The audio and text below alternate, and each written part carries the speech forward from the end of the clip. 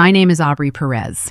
I am 32 years old, and last week, my own mother tried to let me suffocate on the floor of a crowded country club. For 3 years, my parents forced me to live in a decaying cabin on the far edge of our family property in Kentucky. They told everyone I was fragile. They told everyone I needed their strict supervision. I believed they were keeping me safe. Then, at their 35th wedding anniversary party, my lungs stopped working. I collapsed in front of 200 guests. My mother stepped over me, rolled her eyes, and told the crowd I was just putting on an act. My father told me to get up and stop embarrassing him. They planned to drag me out the back door and sweep my medical emergency under the rug. But they did not know my sister brought a lung specialist to the party. When he dropped to his knees and screamed for an ambulance, my parents did not look worried. They looked cornered. I survived that night, and what I learned in the ICU uncovered a multi-million-dollar secret. Before I tell you what they were hiding, please take a moment to like and subscribe to Grape Vengeance. Tell me your age in the comments below, and let me know where you are listening from today. If you have ever been the family scapegoat, you are in the right place. Now, let me take you back to the night my parents' perfect facade shattered. We were standing in the grand ballroom of the Lexington Country Club. William and Patricia Perez spared no expense for their anniversary. They hired a string quartet. They ordered tall ice sculptures. They invited 200 of Kentucky's wealthiest real estate developers, local politicians, and socialites. I wore a dull gray dress my mother picked out specifically to ensure I blended into the background. I was standing near the edge of the room, clutching a glass of sparkling water, when the room started spinning. My chest tightened. It felt like someone wrapped a steel band around my ribs and pulled hard. I tried to inhale, but only a thin, whistling rasp escaped my throat. It felt like inhaling ground glass. My fingers went numb. The crystal glass slipped from my hand and shattered against the polished hardwood floor. The sharp sound cut through the polite chatter. The string quartet faltered, playing a discordant note before stopping entirely. I dropped to my knees. The edges of my vision turned black. I clawed at the high collar of my dress, gasping for a breath that would not come. My mother stepped out of the crowd. She wore a tailored silver gown that caught the chandelier light. She did not kneel beside me. She did not ask where it hurt. She let out a long, loud sigh. She nudged my knee with the toe of her designer heel. "Get up, Aubrey," Patricia said. She kept her voice low but sharp enough to carry to the front row of guests. "Nobody believes your act. This is our night, not yours." My father appeared beside her. William adjusted his expensive silk tie, his jaw clamped tight. He looked down at me with pure disgust. "You are always looking for attention," William muttered. He gestured to a passing waiter holding a tray of appetizers. "Help me take her out back before she embarrasses us in front of the zoning commissioner." I could not form words. My airway was swelling shut. I reached a shaking hand toward my sister Vanessa. She stood a few feet away holding a martini glass, wearing a diamond necklace our parents bought her just last week. Vanessa just rolled her eyes, turned her back, and took a slow sip of her drink. I closed my eyes, feeling the cold floor against my cheek. I thought I was going to die. Right there, surrounded by people wearing luxury suits and evening gowns, all while my family watched in annoyance. Then, a man in a dark jacket pushed through the circle of staring guests. It was Dr. Harrison Thorne. I did not know him well. He was a new acquaintance Vanessa had invited to show off to her elite friends. He did not care about the shattered glass. He did not care about my parents' reputation or the zoning commissioner. Harrison dropped to the floor. His suit pants soaked up the spilled water. He pressed 2 fingers against my neck, checking my pulse. He leaned in close to listen to my breathing. His head snapped up, his eyes locked onto my mother. "Call 911, Harrison ordered. His voice echoed off the vaulted ceiling, commanding the room. "Now!" Patricia forced a tight, polite smile for the murmuring crowd. She waved her hand dismissively, playing the part of the exhausted caretaker. "Oh, Harrison, you do not know her. She gets like this. It is just a panic attack. She needs a paper bag and a timeout in the car." Harrison did not blink. Her airway is collapsing, he stated. She is not hyperventilating. She is in acute respiratory failure. If we do not get paramedics here in 3 minutes, she is going to die on your shoes. The color drained from my mother's face. My father took a quick step backward. For a split second, I saw raw fear in their eyes. But as I lay there fighting for oxygen, the truth clicked in my fading mind. They were not afraid of losing their daughter. They were terrified of the spectacle. They were terrified of a medical professional looking too closely at my failing health. The sirens pierced the quiet country club grounds faster than my parents could spin a new cover story. 2 paramedics rushed through the double doors, rolling a stretcher past the silent string quartet. Harrison barked medical terminology at them while they strapped a mask over my face. The pure oxygen burned my lungs, but it forced air into my system and kept me conscious. As the paramedics lifted the stretcher, Patricia moved to block the exit. "Wait," my mother demanded. She grabbed the metal rail of the stretcher, her knuckles turning white. "This is a private family matter. We will just drive her to the clinic ourselves." The lead paramedic frowned, stepping around her. "Ma'am, she needs intubation. Stand by. She goes in the rig." "I am her mother," Patricia insisted, tightening her grip on the metal rail. "I said we are handling it." Harrison stepped between Patricia and the paramedics. He stood a full head taller than my father. "If you do not let go of that stretcher," Harrison said, his tone dead flat, "I will have club security call the police and report you for medical endangerment." William grabbed Patricia's arm and pulled her back. He understood the optics of getting arrested at their own anniversary party. He plastered on a fake smile of paternal concern for the watching guests, pretending he was just overwhelmed by grief. They let the paramedics wheel me toward the exit. But as the stretcher cleared the threshold, Patricia reached out. She did not touch my hand. She did not stroke my hair to offer comfort. She reached toward the valet stand where I had rested my belongings when we arrived. She snatched my purse. She gripped the leather strap tightly against her side. She did not want my money. She wanted my phone. She wanted my car keys. She wanted me isolated in that hospital without a single way to contact anyone else. The heavy ambulance doors slammed shut, sealing me inside. The sirens wailed as we sped away from the country club. I stared at the bright lights on the ceiling of the rig, focusing on the steady rhythm of the oxygen machine breathing for me. I work as a forensic accountant. I spend my entire life tracking hidden assets, untangling forged ledgers, and exposing financial fraud for major corporations. I know how to spot a cover-up.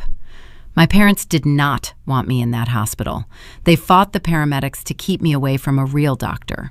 They stole my phone to cut off my communication. They were hiding something inside that rundown cabin they forced me to live in. And whatever they were hiding was killing me.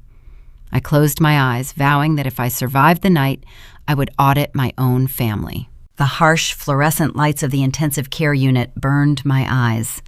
I woke up to the steady, rhythmic beeping of a heart monitor. A thick plastic mask covered my nose and mouth, forcing cold, sterile oxygen into my burning lungs. I tried to sit up. My muscles felt like lead. A warm, firm hand pressed against my shoulder, gently guiding me back onto the mattress. I blinked against the harsh light and focused on the man standing beside my hospital bed. It was Harrison Thorne. He wore his white medical coat over the ruined suit pants from the country club. He looked exhausted. He pulled a vinyl chair close to my bed and leaned forward. He did not offer empty hospital platitudes or gentle smiles. He looked at me with the sharp clinical focus of a physician who had just spent the entire night solving a lethal puzzle. He held up a heavy medical chart. Harrison explained that I did not suffer a sudden panic attack. I did not have a sudden onset of asthma. He ran a specialized toxicology screen while I was unconscious in the emergency room. My lung tissue was severely inflamed, scarred by repeated exposure to a dangerous biological hazard. He diagnosed me with acute hypersensitivity pneumonitis. My respiratory system was shutting down because I was suffocating on toxic black mold spores. The words hung in the sterile air. Toxic black mold. My mind immediately went to the walls of my home. For the past 3 years, my parents insisted I live in the old, uninspected hunting cabin on the far eastern edge of our family property. When I graduated with my accounting degree and tried to buy a modest townhouse in downtown Lexington, my father vetoed the idea. William claimed the real estate market was far too volatile for a single woman. Patricia chimed in using her soft, managing tone, insisting I was too delicate to handle a mortgage and property maintenance on my own. They framed the cabin as a generous gift. They called it a safe place for their fragile daughter to save money. But the cabin was rotting from the inside out. The roof leaked during heavy autumn storms.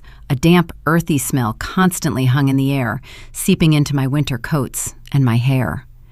I noticed dark, spreading stains near the baseboards in the bedroom. Whenever I brought up the creeping mold, the recurring cough, or my chronic fatigue, my mother brushed it off as poor housekeeping. Instead of hiring a contractor, she booked me appointments with a family therapist. She convinced our relatives I was suffering from severe anxiety and manifesting physical illness. Lying in that hospital bed, the truth snapped into focus. My parents did not isolate me in that cabin to protect my finances. They stuck me there because the building was uninhabitable. They knew the mold was growing in the walls, and they prioritized their property value over my ability to breathe. Before I could process the sheer scale of their neglect, the heavy wooden door to my ICU room swung open. Patricia and William marched in. They did not look like terrified parents checking on their critically ill daughter. They looked like corporate executives stepping into a hostile boardroom. My father wore a fresh, tailored suit. My mother wore a pristine cashmere sweater, every hair perfectly in place. They scanned the room, ignoring the IV lines taped to my bruised arm. Patricia locked her gaze onto Harrison. She reached into her designer tote bag and pulled out a thick, cream-colored folder.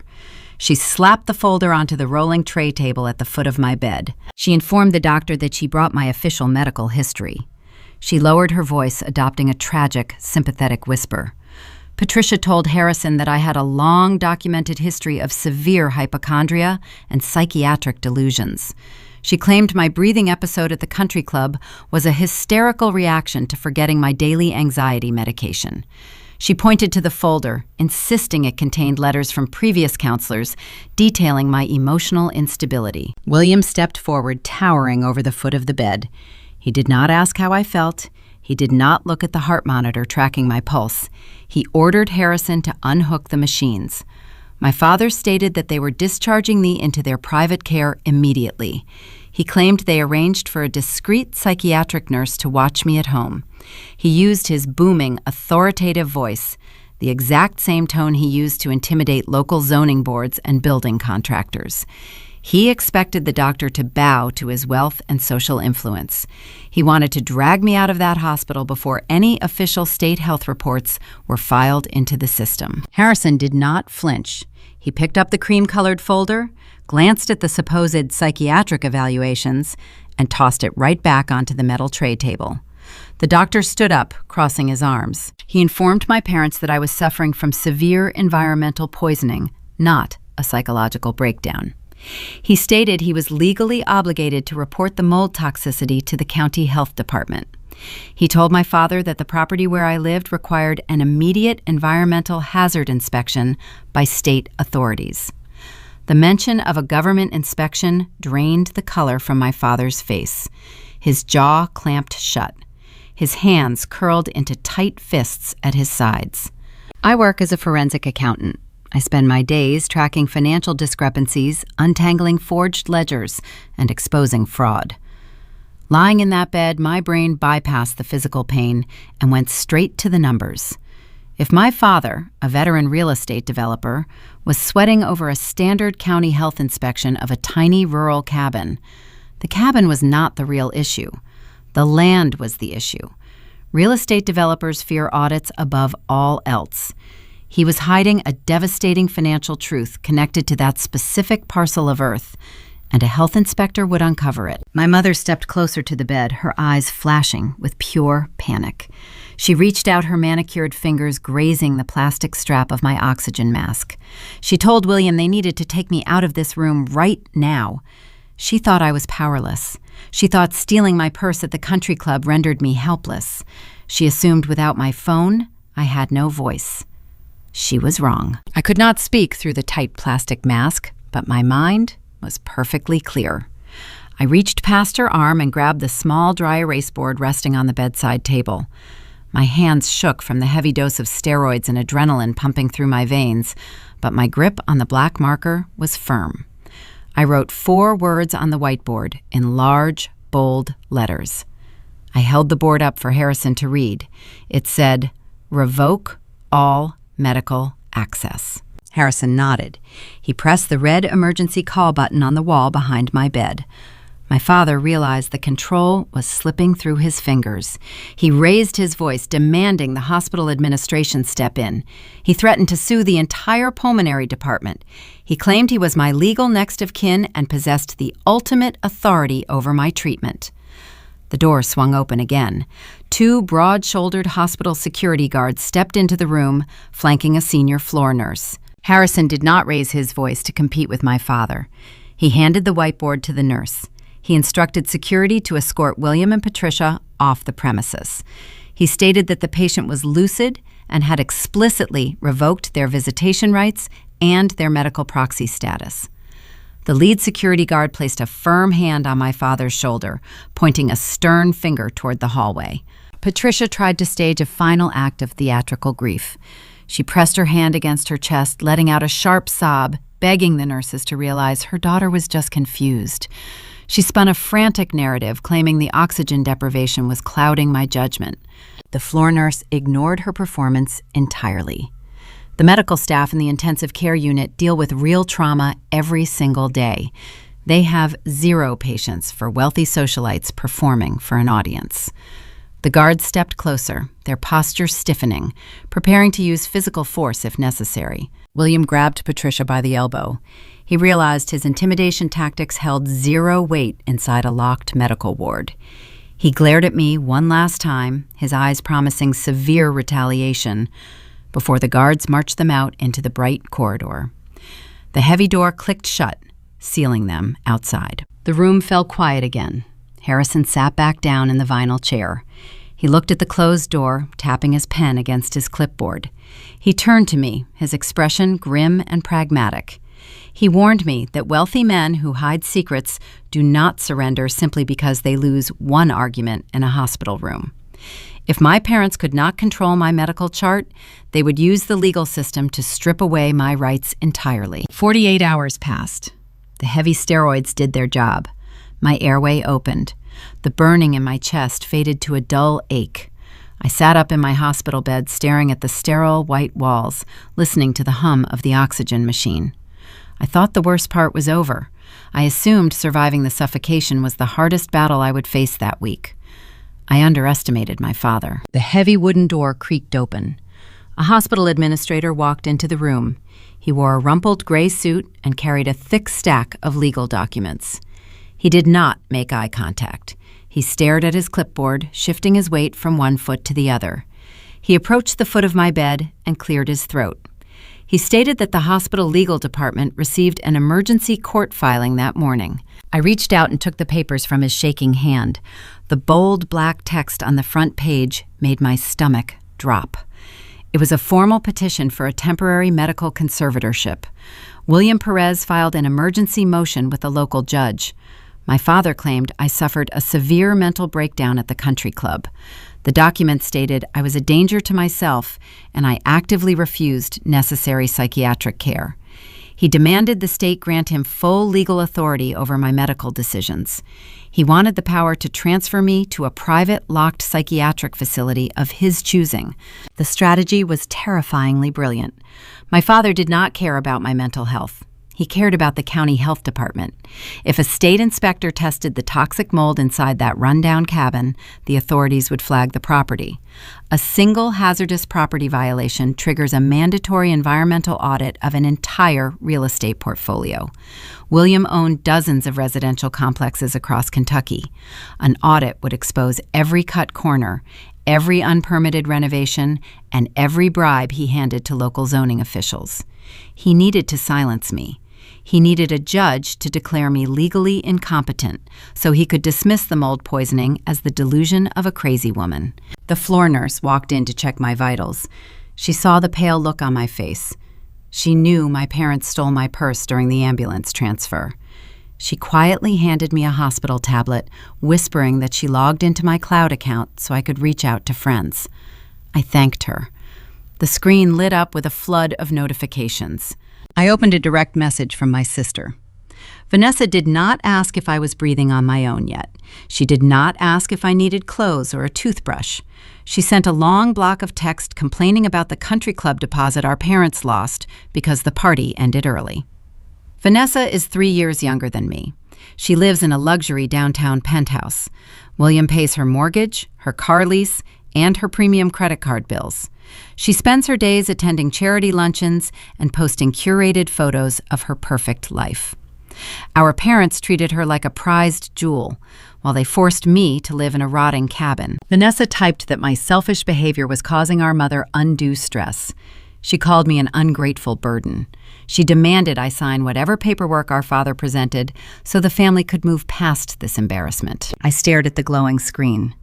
My sister was perfectly willing to let our father lock me in a psychiatric ward just to keep her credit cards active. I closed the message. I realized I was fighting a war on two fronts.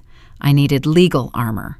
I needed someone who understood the dark, calculated machinery of the Perez family. I dialed a phone number I had not called in 10 years.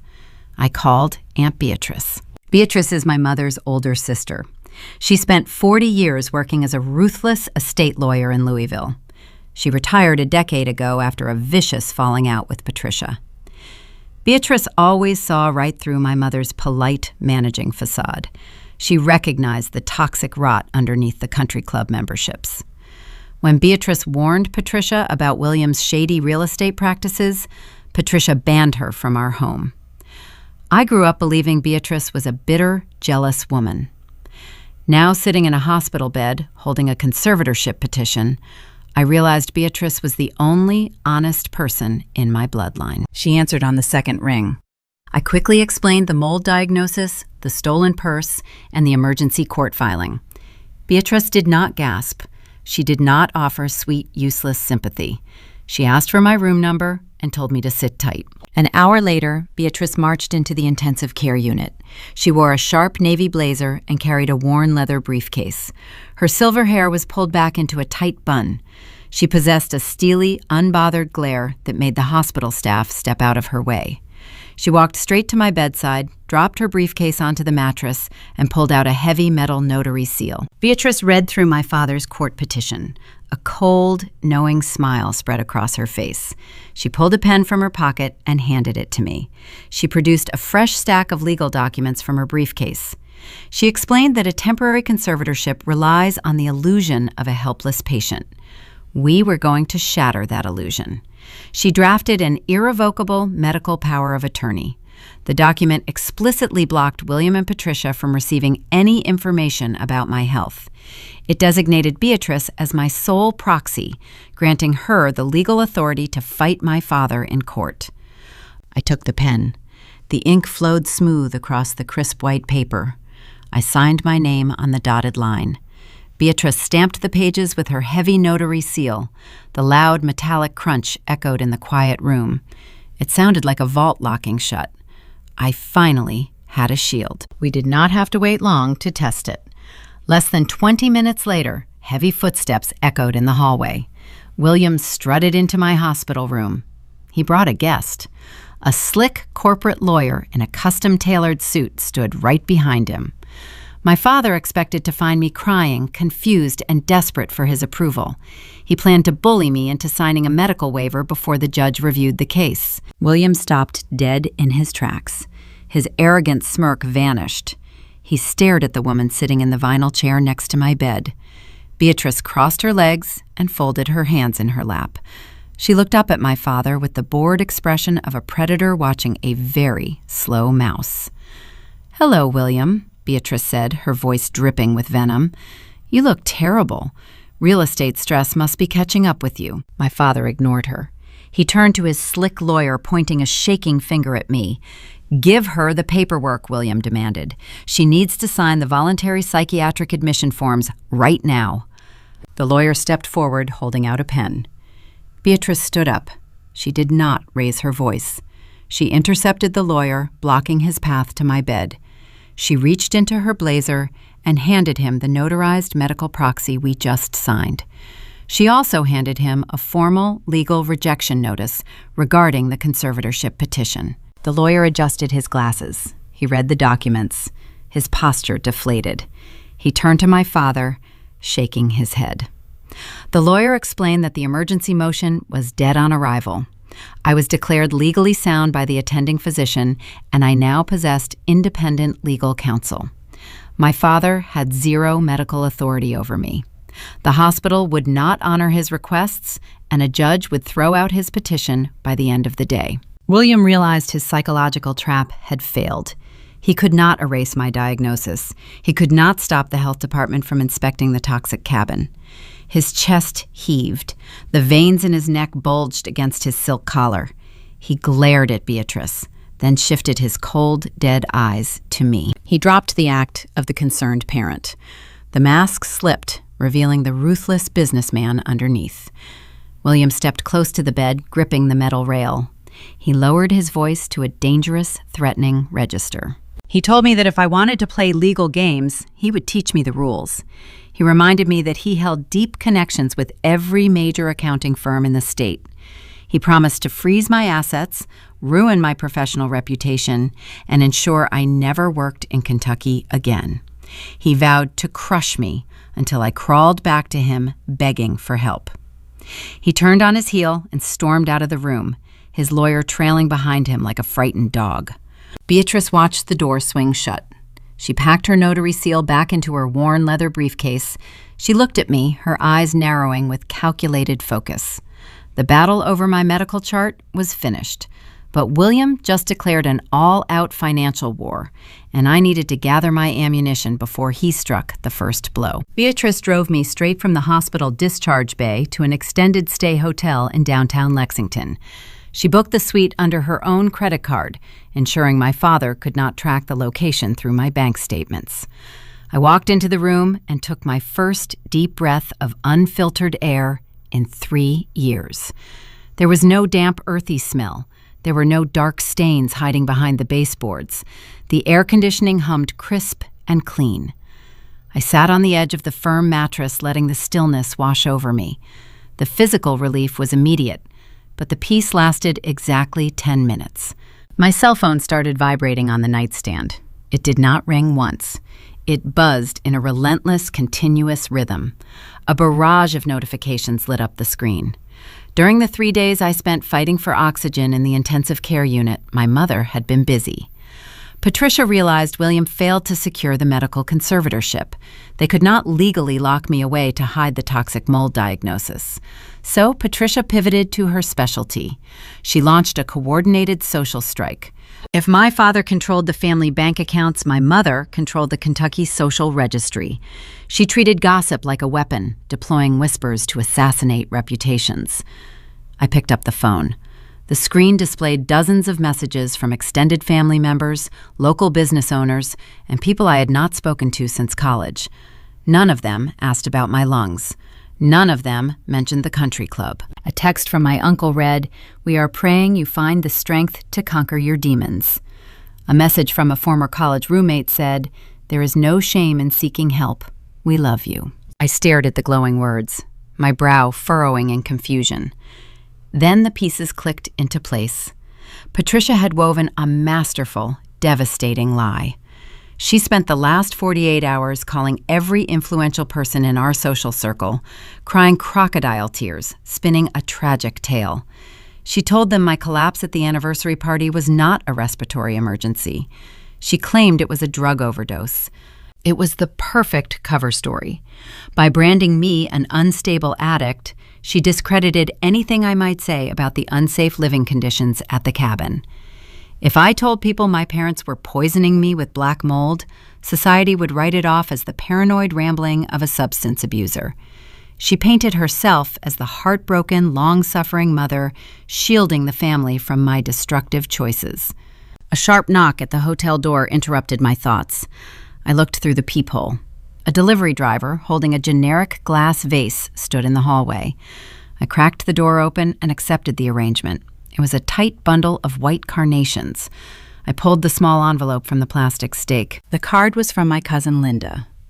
Linda serves on 3 different charity boards alongside my mother. She thrives on feeling superior to everyone else. Her handwritten note read, "Wishing you a swift journey to clarity." Inside the envelope, tucked behind the card, was a glossy trifold pamphlet. I unfolded the heavy paper. The bold blue letters across the front advertised a luxury residential rehab clinic specializing in chemical dependency. My hands shook. I crushed the pamphlet in my fist, the sharp edges digging into my palm. The sheer audacity of the delivery made my pulse pound in my ears. They were treating my near-death experience like an intervention. I tossed the ruined flowers into the trash bin and sat back down on the bed. I opened my laptop, dreading the next layer of the smear campaign. I logged into my social media accounts. My sister Vanessa was the star of the digital show. Vanessa does not have a real job. Her career consists of maintaining an aesthetic lifestyle funded entirely by our parents' wealth. She posted a black and white photograph of herself looking out a rain-streaked window, clutching a mug of tea. She looked perfectly styled, wearing a designer cashmere wrap, her expression a mask of profound, manufactured sorrow. The caption underneath the photo was a masterclass in manipulative theater. She wrote about the heavy burden of loving a sibling who refuses to save themselves. She talked about the unseen victims of addiction, claiming her heart was breaking for our parents. She never used my name, but she did not have to. The implication was crystal clear. I scrolled through the comments. Hundreds of prominent community members left supportive messages. They praised Vanessa for her bravery. They commended her strength. They offered prayers for our tragic family situation. Vanessa replied to the most influential commentators with prayer hand emojis and tragic heart symbols, farming my medical emergency for social currency. A hot wave of anger rushed into my chest. The urge to defend myself was overwhelming. I wanted to type a blistering response.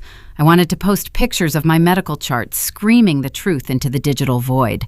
I wanted to call cousin Linda and demand she apologize for the rehab pamphlet. I hovered my fingers over the keyboard. Then I stopped. I closed the laptop screen. I am a forensic accountant. I track numbers, verify facts, and build cases against corporate fraudsters.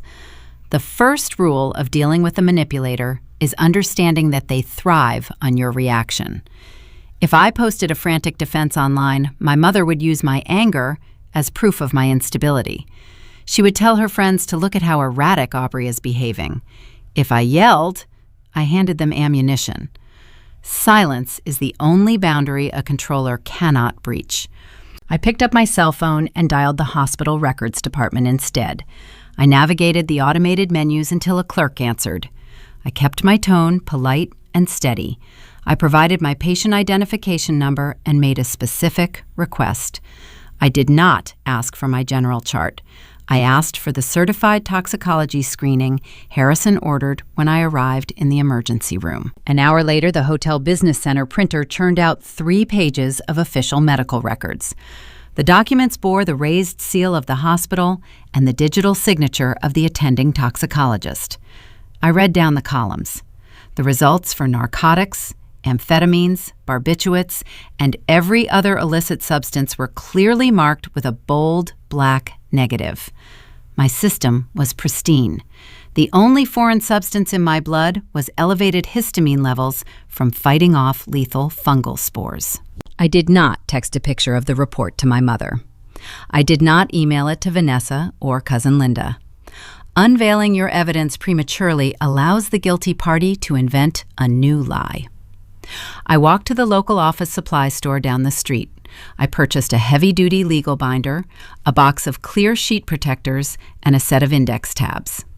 I returned to the hotel room and slid the certified toxicology report into the very first plastic sleeve. My parents thought they were winning a public relations war. They assumed I was sitting in a room somewhere crying over my ruined reputation. They believed their whisper campaign would isolate me into submission.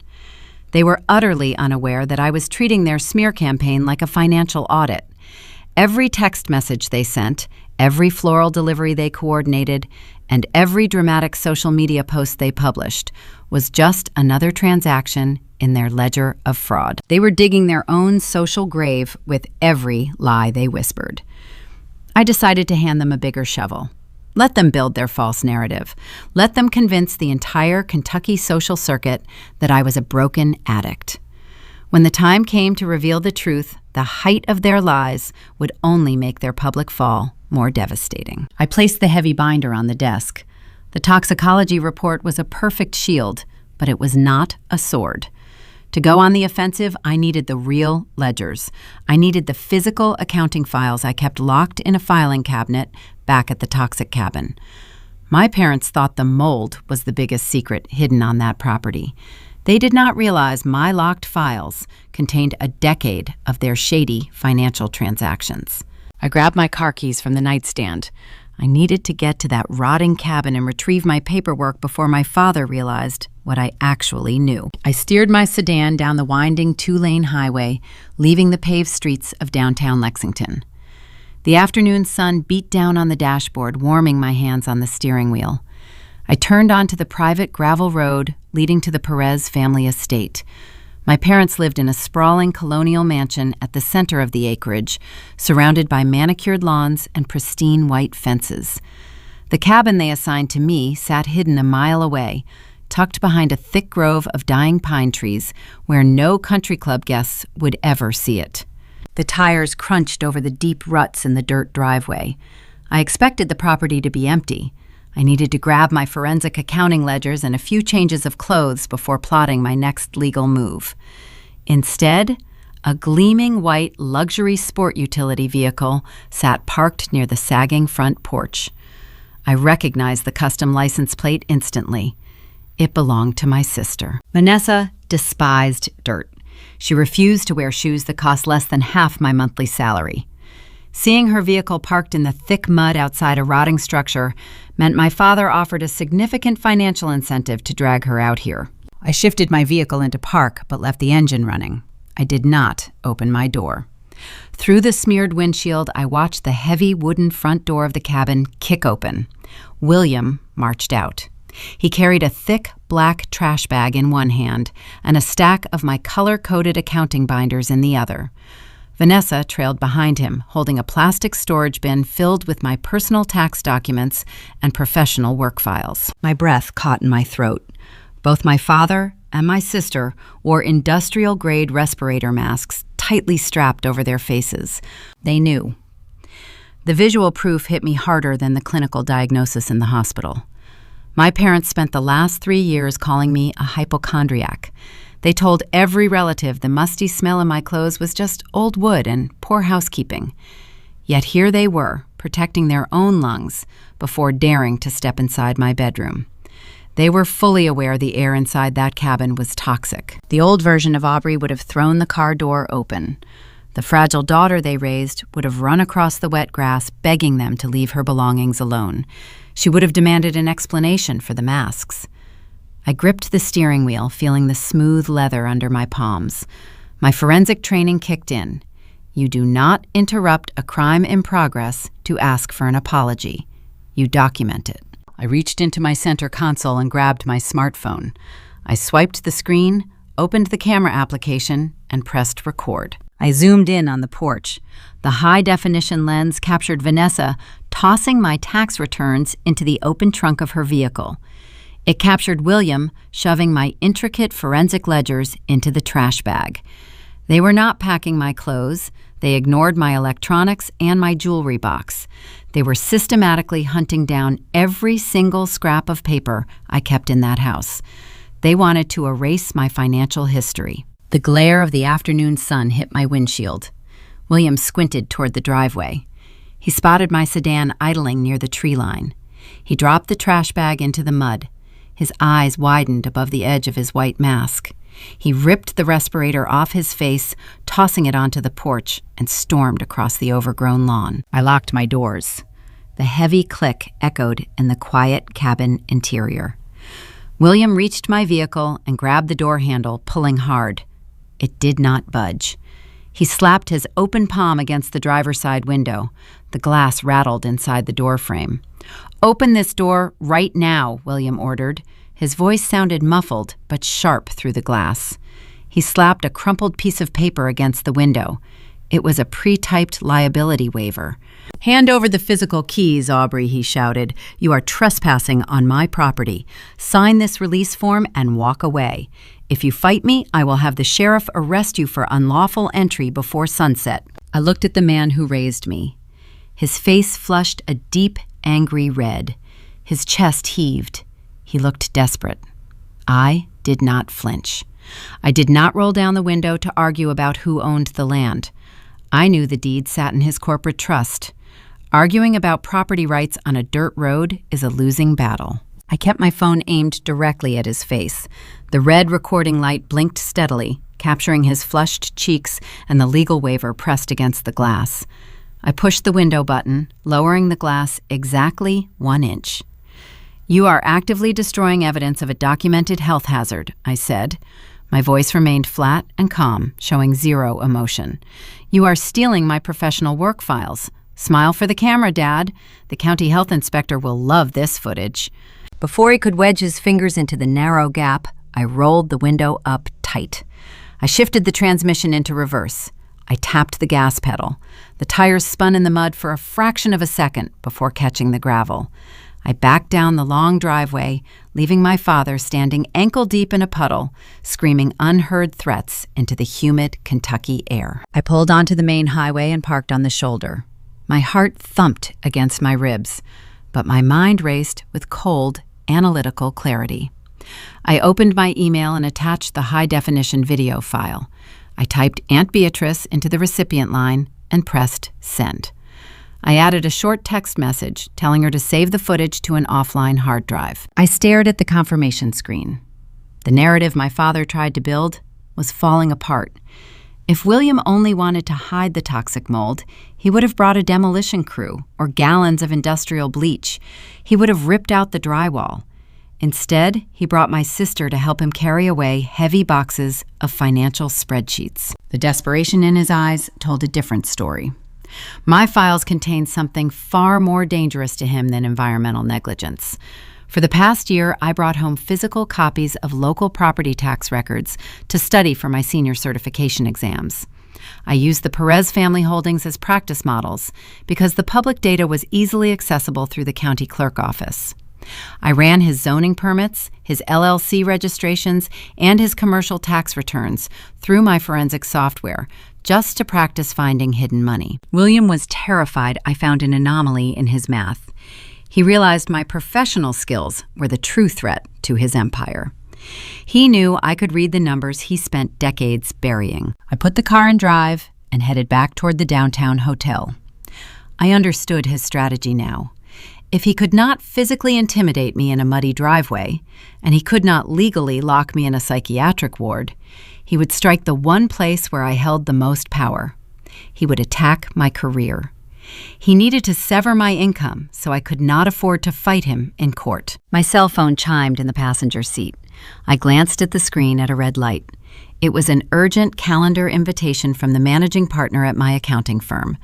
The subject line demanded an immediate, mandatory disciplinary meeting on Monday morning. My father had already made his next move. Monday morning arrived with a bitter chill in the Kentucky air. I put on my sharpest navy suit and drove to the downtown Lexington offices of Sterling & Sterling Financial. Our firm handled the ledgers for the wealthiest families and corporations in the state. We tracked offshore accounts, audited commercial real estate portfolios, and testified in high-stakes embezzlement trials. I spent 7 years building a flawless reputation inside those glass walls. My father knew how much my career mattered. He knew my paycheck was my only lifeline to independence. That made it his primary target. I walked through the double glass doors of the lobby. The receptionist, a woman who usually greeted me with a warm smile, quickly averted her eyes and pretended to type on her keyboard. 2 junior analysts standing by the break room stopped talking the moment I passed them. The whisper campaign my mother started over the weekend had breached my professional sanctuary. Patricia planted the seed, and William was about to harvest it. Before I even reached my desk, the intercom chimed. The managing partner, David Caldwell, requested my presence in his corner office immediately. David is a pragmatist. He measures every interaction in risk and revenue. He sat behind his heavy mahogany desk, looking deeply uncomfortable. He did not offer me a seat. He kept his hands folded over a thick manila folder. I recognized the label on the tab. It was my employment file. David cleared his throat, refusing to meet my gaze. He stated that he received a very disturbing phone call at his private residence on Sunday evening. The caller was William Perez. My father is one of the firm's top-tier clients. His commercial real estate accounts generate thousands of dollars in billable hours every month. When William speaks, the senior partners listen. David adopted a tone of forced sympathy. He told me William called out of deep paternal concern. My father claimed I suffered a severe cognitive decline over the past few months. He spun a tragic narrative, telling David that my sudden hospitalization at the country club was the result of a dangerous chemical dependency. I stood perfectly still on the imported rug. I let David finish the script my father wrote for him. The managing partner sighed, looking down at his desk. He explained that William accused me of stealing from the Perez family trusts to fund a hidden habit. My father told the firm I was financially unstable and legally compromised. He demanded they place me on an indefinite, unpaid leave of absence until I completed a residential rehabilitation program. William framed it as a protective measure to shield the firm from my supposed erratic behavior. In reality, it was a calculated strike to cut off my income, cancel my health insurance, and force me to move back under his total control. David finally looked up. He told me the firm could not risk the liability of an impaired accountant handling sensitive client funds. He slid the manila folder across the mahogany wood. It contained my suspension paperwork. My father expected me to break down. He calculated that a young woman facing the sudden destruction of her career would cry-beg for her job and ultimately surrender. He relied on the old version of me, the terrified daughter who apologized just to keep the peace. I did not shed a single tear. I did not plead for my livelihood. I treated my own disciplinary hearing like a hostile audit. I stepped forward and placed my heavy leather briefcase right on top of his pristine desk. I popped the brass latches. I did not raise my voice. I spoke with the cold, measured cadence of an investigator presenting undeniable facts. I told David that my father was using him. I explained that William was weaponizing the firm to execute a personal vendetta and cover up a severe premises liability issue. David frowned, his defensive posture stiffening. He started to say that he did not want to get involved in a domestic dispute. I cut him off. I pulled the heavy plastic binder from my briefcase and opened it to the first tab. I slid the certified hospital toxicology report across the desk, covering my suspension papers. I told David to read the digital signature from the attending emergency room physician. I pointed to the long list of negative results. I stated clearly that my system was entirely free of narcotics. I explained the true medical diagnosis. I was suffering from acute hypersensitivity pneumonitis caused by prolonged exposure to toxic black mold inside a property my father owned and managed. David stared at the clean toxicology report. The forced sympathy on his face vanished, replaced by the sharp, calculating focus of a liability expert.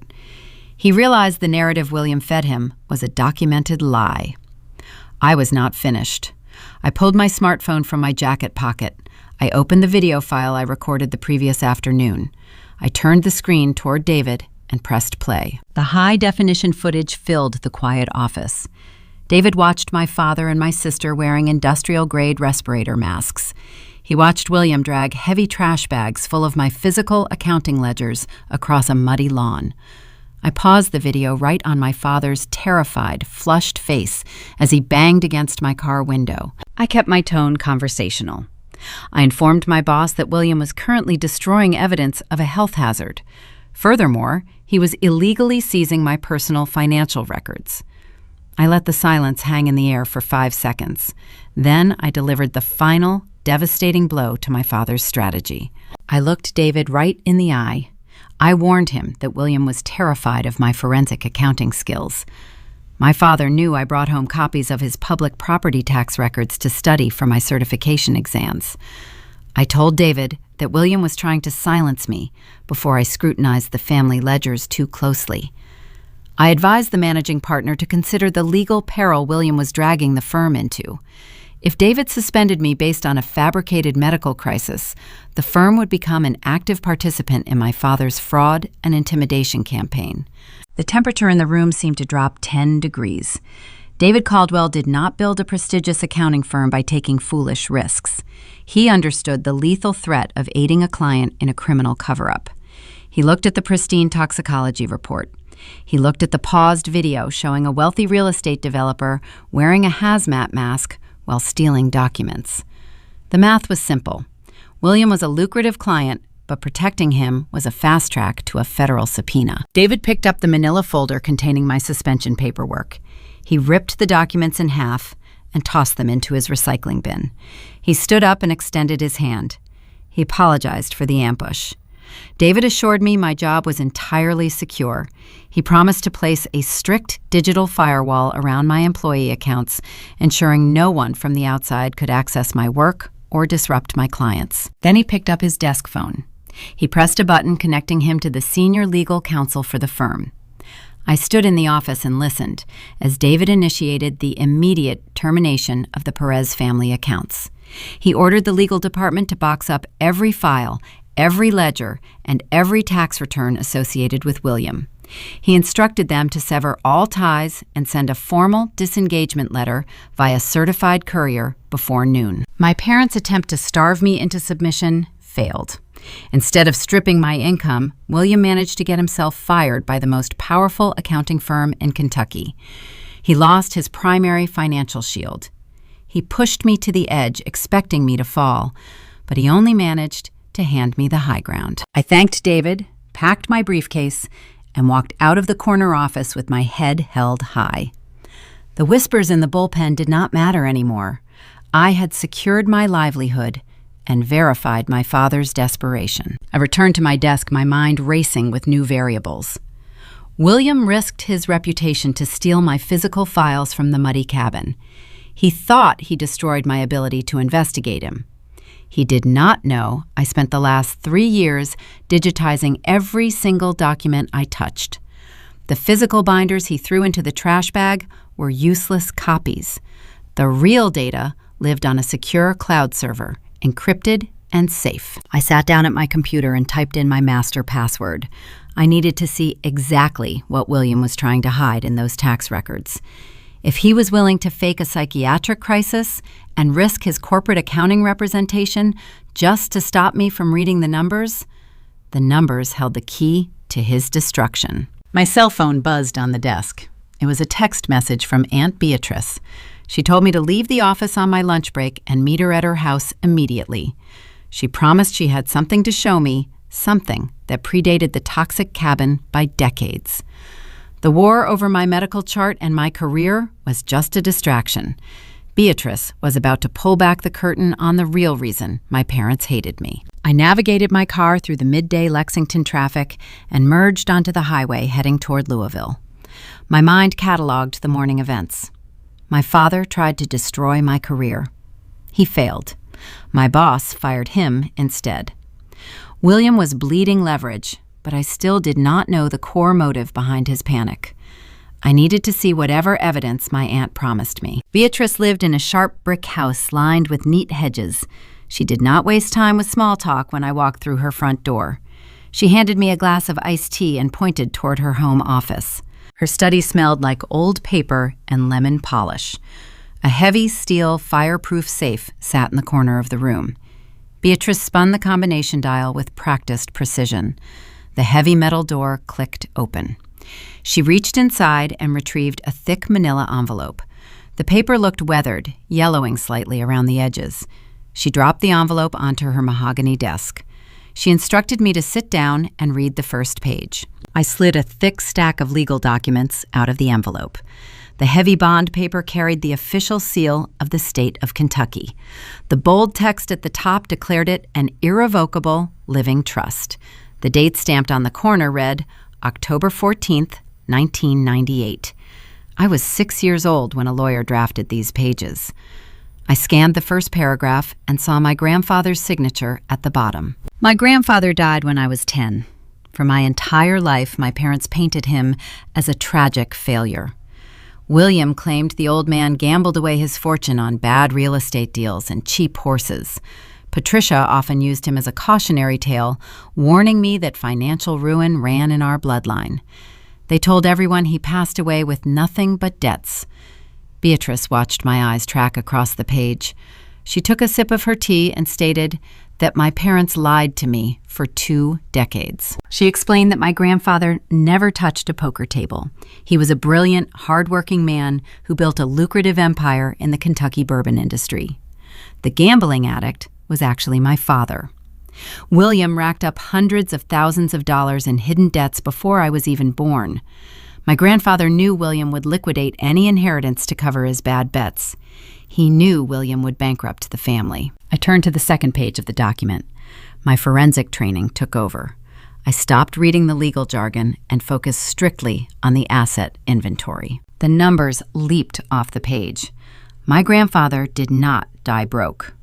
He owned a sprawling 500-acre horse farm just outside city limits. Attached to that land was a commercial bourbon warehousing facility holding thousands of aging barrels for premium distilleries. The real estate alone was worth a staggering amount of money, but the leasing contracts for the warehouse generated millions in passive revenue every single year. I traced my finger down the column.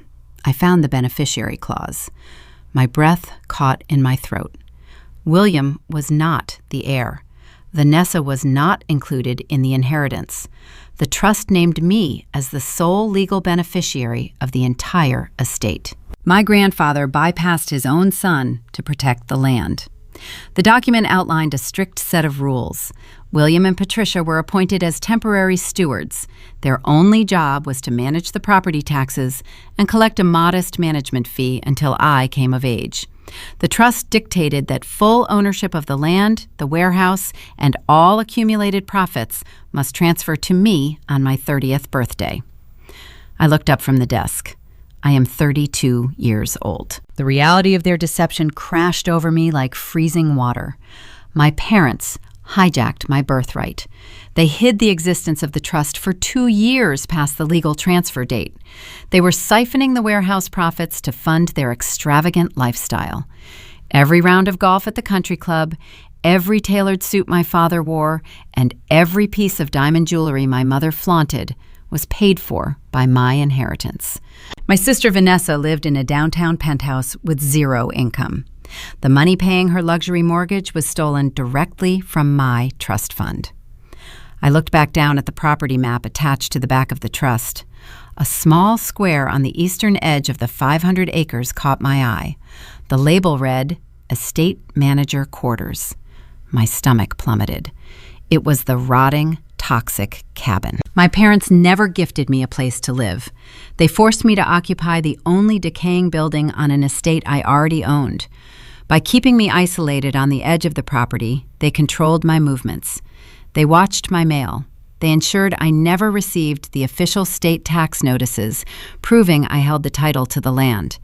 They trapped me inside a toxic box so they could drain the bourbon facility dry. The sinister nature of the country club ambush suddenly made perfect sense. I was 2 years past the inheritance date. Every month they delayed the transfer was another month they committed a severe federal crime. They were running out of time. They knew my forensic accounting skills were sharpening. They knew I would eventually start asking the right questions about the family wealth. They needed a permanent solution to keep the money. If they could convince a judge I suffered a severe mental breakdown, they could secure a permanent medical conservatorship. A legal declaration of incompetence would grant them irrevocable control over my assets. They did not ignore my suffocating lungs at the anniversary party out of mere embarrassment. They saw my medical emergency as an opportunity. They wanted me brain damaged from oxygen deprivation. They wanted me locked inside a psychiatric ward. They needed me erased so they could strip mine my legacy. Beatrice leaned across the desk. She tapped her fingernail against the beneficiary clause. She stated that my parents graduated from emotional abuse to federal wire fraud. Stealing trust funds across state banking lines triggered severe criminal penalties. I closed the folder. I did not feel the familiar sting of betrayal. The fragile daughter who craved their affection died on the floor of the country club. I felt the cold, precise focus of an auditor staring at a ruined ledger. My parents treated me like a pawn in a financial game. They underestimated the fact that I spent my entire adult life learning how to dismantle financial criminals. I asked Beatrice why she waited so long to show me the paperwork. She offered a grim, calculating smile. She explained that she did not possess the original document until yesterday. My grandfather filed the trust with a private wealth management firm in Chicago. Beatrice spent the last 3 years fighting through corporate red tape to secure a physical copy. She finally won the court order on Friday. She planned to hand it to me over the weekend, but the anniversary party emergency disrupted the timeline. I nodded, processing the fresh variables. I held the undeniable proof of their theft. The local zoning boards, the accounting firm, and the society gossips did not matter anymore. The stakes shifted from petty family drama to a multi-million-dollar criminal investigation. My phone chimed in my pocket. I pulled it out and read the notification on the screen. It was an alert from my home security system at the hotel. Vanessa was standing outside my suite door. My father lost his accounting representation. He could no longer funnel the stolen bourbon money through the firm to pay my sister's bills. The financial pipeline was abruptly severed, and the golden child was panicking. Vanessa did not have a job. She did not have savings. She only had a maxed-out credit card that just declined. She was hunting for a new source of cash, bringing the next layer of war directly to my doorstep. I looked at Beatrice and told her it was time to show my sister exactly who owned the bank. I stared at the security feed on my smartphone screen. The camera, mounted outside my hotel suite, captured my sister pacing the hallway. Vanessa pounded her fist against the heavy wooden door. She kicked the door frame with her expensive leather boots.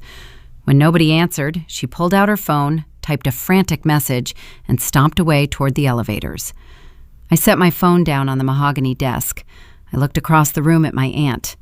"She knows I am not at the hotel," I said. "She knows you are the only person in this city who would take me in. She is heading here right now." Beatrice did not look worried. She gathered the yellowed pages of my grandfather's trust and placed them inside a fresh folder. She instructed me to take the documents out to the back patio.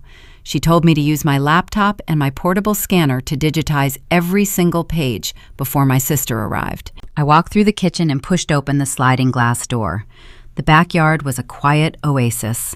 Tall oak trees cast long shadows over the brick patio. I sat down at the wrought iron table, opened my computer, and began feeding the fragile paper through the scanning device.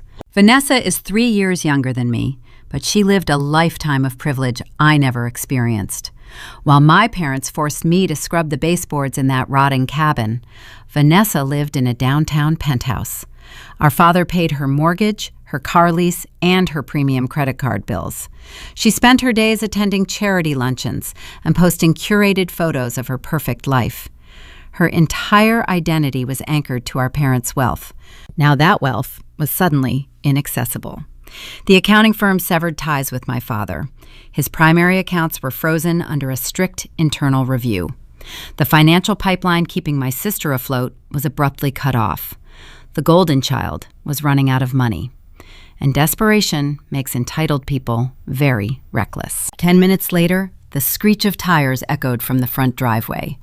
Vanessa did not bother ringing the doorbell. She knew Beatrice would never let her inside. Instead, she marched around the side of the house. She unlatched the wooden privacy gate and shoved it open. She stormed onto the brick patio. The pristine facade of the local influencer was gone. Her designer trench coat hung open. Her hair looked tangled. She wore oversized sunglasses, but I could see the frantic red rims of her eyes. "You are ruining everything," Vanessa screamed, pointing a manicured finger at my face. She reached into her coat pocket and pulled out a crumpled packet of stapled paper. She slammed the packet down onto the glass top of the patio table. "Sign it, Aubrey," she demanded. Her chest heaved as she tried to catch her breath. "Dad said you are trying to steal the family money. He said you convinced the accounting firm to freeze his assets. You need to sign this right now before you destroy our reputation." I glanced down at the document. The bold header read, "Family Asset Release Form." It was a broad legal waiver. By signing it, I would formally surrender any future claims to the Perez estate, the properties, and the business accounts. My father sent his youngest daughter to act as his debt collector. I did not pick up the pen she threw onto the table. I kept my hands resting on the keyboard of my laptop. Vanessa slammed her hands down on the table, rattling the glass. She leaned forward, her voice pitching into a shrill whine. "Mom is having heart palpitations because of you," Vanessa cried. "You are being so selfish. You always play the victim. You faked that breathing attack at the anniversary party just to humiliate us, and now you are trying to bankrupt the family. If you do not sign that paper, Dad is going to cut you out of the will forever." I looked at my sister. I felt no anger, only profound pity. She was standing on property that I legally owned, demanding I sign away a bourbon empire that already belonged to me, threatening me with a disinheritance that my father had no power to execute. She was a puppet, defending a king who lost his crown. I did not argue with her. I did not raise my voice to defend my medical diagnosis. I simply pressed a button on my keyboard, saving the final high-resolution scan of the 1998 trust document to my encrypted cloud server. My silence infuriated her. Vanessa interpreted my calm demeanor as a personal insult. She noticed the glowing screen of my laptop. She remembered the frantic phone call our father made yesterday, ranting about the forensic ledgers he failed to seize from the cabin. She lunged across the wrought iron table. She grabbed the edge of my computer screen, digging her fingernails into the plastic casing. "You are not sending those files to anyone," she yelled, yanking the machine toward her chest. I clamped my hands onto the base of the laptop. I held my ground. We entered a tense, silent tug-of-war over the glass table. The sliding screen door squeaked open. Beatrice stepped onto the patio. My aunt wore a comfortable cardigan and held a steaming ceramic coffee mug. She did not rush forward to break up the struggle. She took a slow sip of her dark roast blend. She leveled her steely glare directly at my sister. "Under Kentucky revised statutes," Beatrice said, her voice echoing with cold clinical authority, "entering a fenced residential property without explicit permission constitutes criminal trespass in the second degree." Vanessa froze. Her grip on my laptop screen loosened slightly. She turned her head, staring at the retired estate lawyer. Beatrice took another step forward. "Furthermore, attempting to forcefully remove personal electronics from the rightful owner upgrades the situation. We are now looking at attempted theft and simple assault." My aunt pulled a cell phone from her cardigan pocket. She unlocked the screen and pressed 2 buttons. "I have dialed a 9 and a 1, Beatrice informed her. "If you do not remove your hands from my niece's property in the next 3 seconds, I will press the final number. The police precinct is exactly 4 blocks away. They will arrive before you reach your car." Vanessa released the laptop. She stumbled backward, bumping into a potted fern. Her tough exterior shattered into a million pieces. She did not apologize to me. She did not ask if my lungs were still hurting. The golden child broke down in tears over her own inconvenience. "My platinum card declined at the salon this morning," Vanessa sobbed, wiping mascara from her cheeks. "The building manager slipped a warning notice under my door because my condo fees bounced. Dad cannot wire me any cash. I cannot lose my apartment, Aubrey. I cannot go back to flying commercial. You have to fix this." She stood on the patio weeping over her luxury status, proving she was utterly powerless without the stolen money our parents funneled into her accounts.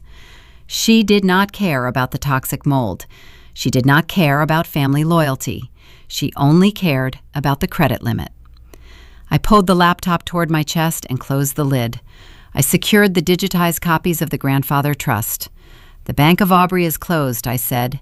"You need to leave." Vanessa looked at my cold expression. She looked at Beatrice holding the phone. She realized her tears held zero currency in this backyard.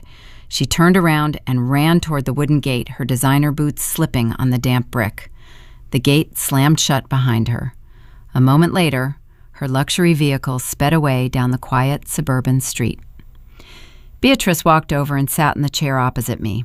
She set her coffee mug next to the crumpled asset release form. "She will run straight back to your father," Beatrice noted. "She will tell him you refused to sign the waiver and you are hiding files on your computer." I nodded, placing my hand flat on the closed laptop. William lost his accounting shield. He lost the element of surprise. His attempt to use my sister as a weapon failed miserably. A cornered real estate developer with frozen assets is a dangerous animal. He would not surrender just because his daughter cried in a driveway. My cell phone chimed, breaking the peaceful quiet of the patio. I opened my email inbox. A new message sat at the top of the screen. The sender was Patricia Perez. I tapped the screen. My mother sent a lengthy emotional plea. She begged for forgiveness. She claimed the stress of the week tore our family apart. She asked me to meet her and William at a private downtown clinic tomorrow morning for a healing family mediation session. She promised they hired a neutral counselor to help us repair our broken relationship. I handed the phone to Beatrice. My aunt read the email and offered a grim smile. William was pivoting again. If he could not bully me into signing away my rights, he would try to trap me in a room with a hired professional. He was setting the stage for a psychological ambush. He wanted a licensed signature declaring me incompetent before the state health department stepped onto the family property. I packed my laptop into my bag. I told Beatrice I was going to accept the invitation. I needed to let them spring their trap so I could document the jaws snapping shut. Tuesday morning arrived with a gray, overcast sky. I stood in front of the guest bedroom mirror at Beatrice's house, preparing for war. I did not wear jeans or a comfortable sweater. I chose a tailored charcoal blazer and crisp black trousers. I dressed for a hostile corporate deposition, not a loving family reunion. Beatrice leaned against the doorframe, sipping her dark roast coffee. She warned me about the psychological tactics my parents would deploy at the clinic. She reminded me that William and Patricia failed to secure an emergency medical conservatorship at the hospital because they lacked a supporting physician. To bypass that legal failure, they needed a licensed professional to sign a document declaring me unfit to manage my own affairs. If they obtained that signature today, they could petition a new judge tomorrow. Beatrice advised me to walk into the ambush, let them show their hand, and gather the evidence we needed to prove their conspiracy. I drove to the address my mother provided in her email. The location sat in the heart of the downtown Lexington financial district. It was a sleek, towering glass building filled with corporate law firms and wealth management groups. It was not a typical medical center. Real therapists usually operate in warm, welcoming offices with soft lighting and comfortable couches. I took the elevator to the 14th floor. The glass doors bore a polished brass plaque reading Vance Consulting Services. The receptionist did not ask for my health insurance card. She did not ask me to fill out a standard medical history intake form. She offered a tight smile and simply pointed toward a heavy oak door at the far end of the hallway. I turned the brass handle and stepped inside. The room resembled a sterile corporate boardroom. A long glass table dominated the space, surrounded by high-backed leather chairs. My father sat at the far end, wearing a dark custom suit. My mother sat next to him, clutching a pressed white handkerchief. Patricia wore zero makeup, a calculated choice designed to make her look exhausted, broken, and stressed by her terrible daughter. A man sat across from them. He wore a sharp silver tie and expensive leather shoes. He kept a yellow legal pad resting on the glass table. A silver digital voice recorder sat right next to his gold pen. He stood up and offered a practiced, hollow smile. He introduced himself as Dr. Vance. He claimed he specialized in high-conflict family mediation and crisis resolution. He gestured toward an empty leather chair on my side of the table, inviting me to sit down and heal the rift in our family. I took my seat. I did not say hello. I folded my hands in my lap, kept my spine perfectly straight, and waited. Patricia launched into her performance immediately. She pressed the white handkerchief against her dry eyes. She let out a soft, trembling sigh. She told Dr. Vance that her heart was breaking into a million pieces. She spun a tragic tale about how much they loved me and how terrified they were of my recent erratic behavior. She claimed my sudden departure from the hospital was a clear sign of a total mental collapse. William chimed in, adopting a tone of heavy paternal burden. He stated that I was pushing away the people who cared about me the most. He told the man at the table that I recently began experiencing paranoid delusions about mold toxins and fake financial conspiracies. Dr. Vance nodded slowly, writing a quick note on his yellow pad. He turned his attention to me. He did not ask how I was feeling today. He did not ask about my physical recovery from the severe respiratory failure I suffered just days ago. Instead, he launched a calculated interrogation. He asked how I managed my daily budget. He inquired if I found complex financial decisions overwhelming since my hospital stay. He leaned forward, lowering his voice into a patronizing register, and asked if I frequently forgot important appointments or misplaced vital legal documents. He threw rapid-fire questions about my cognitive function. He demanded I recall specific dates from my childhood. He asked if I ever felt a sudden urge to sign away my property rights or resign from my stressful accounting job just to relieve my underlying anxiety. The strategy was crystal clear. Within 2 minutes, I knew Dr. Vance was not a licensed psychologist trying to heal a fractured family. He was a hired gun. My father paid him to generate a specific medical file. William needed a documented baseline of mental incompetence. Every question Dr. Vance asked was a guided missile designed to make me sound confused, overwhelmed, and incapable of managing my own life. If I raised my voice, they would document my anger as emotional instability. If I cried, they would record my tears as proof of a fragile mental state. They wanted me to get defensive. They expected me to argue my sanity, knowing that people who argue their own sanity always end up sounding unhinged to an outside observer. I did not argue. I let the silence stretch for 10 long seconds. I watched Dr. Vance hover his gold pen over the legal pad, waiting for my frantic denial. I reached into my blazer pocket. I pulled out my smartphone. I tapped the screen, opened the voice memo application, and hit the red record button. I set the phone face up in the exact center of the glass table, right next to his own silver recording device. Kentucky is a one-party consent state, I said. My voice was icy flat and devoid of any emotion. I am recording this session for my own legal protection. Please state your full legal name and your professional credentials for the audio log. The atmosphere in the room shattered. The practiced clinical confidence vanished from Dr. Vance. His eyes darted from my phone to my father.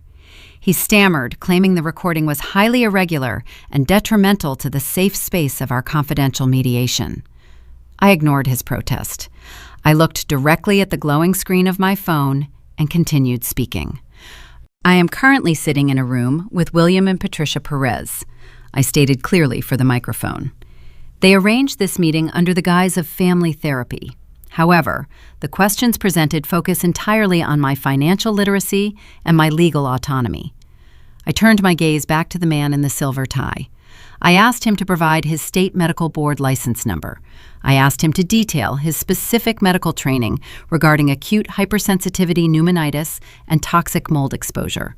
Dr. Vance froze.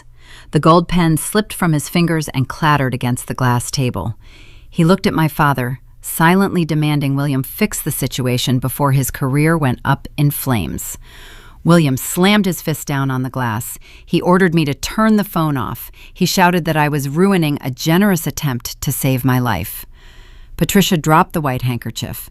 The tragic mother act vanished, replaced by a vicious, glaring sneer. "You are not a counselor," I said, keeping my eyes locked on Dr. Vance. "You are an unlicensed contractor hired to manufacture a fraudulent psychiatric diagnosis. My father is paying you to build a fake medical file so he can seize control of my financial assets." Dr. Vance scrambled to turn off his silver voice recorder. He pushed his chair back, distancing himself from the table. He knew I just captured him participating in a conspiracy to commit fraud.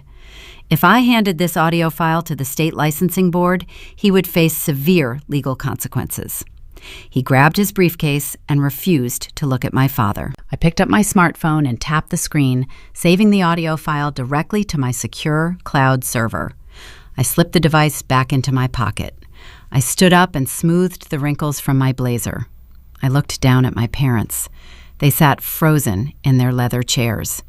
The realization of their failure settled over them like a heavy wool blanket. They thought they were luring a fragile victim into a trap. They did not realize the victim learned how to build a better snare. "Thank you for the invitation," I told my parents.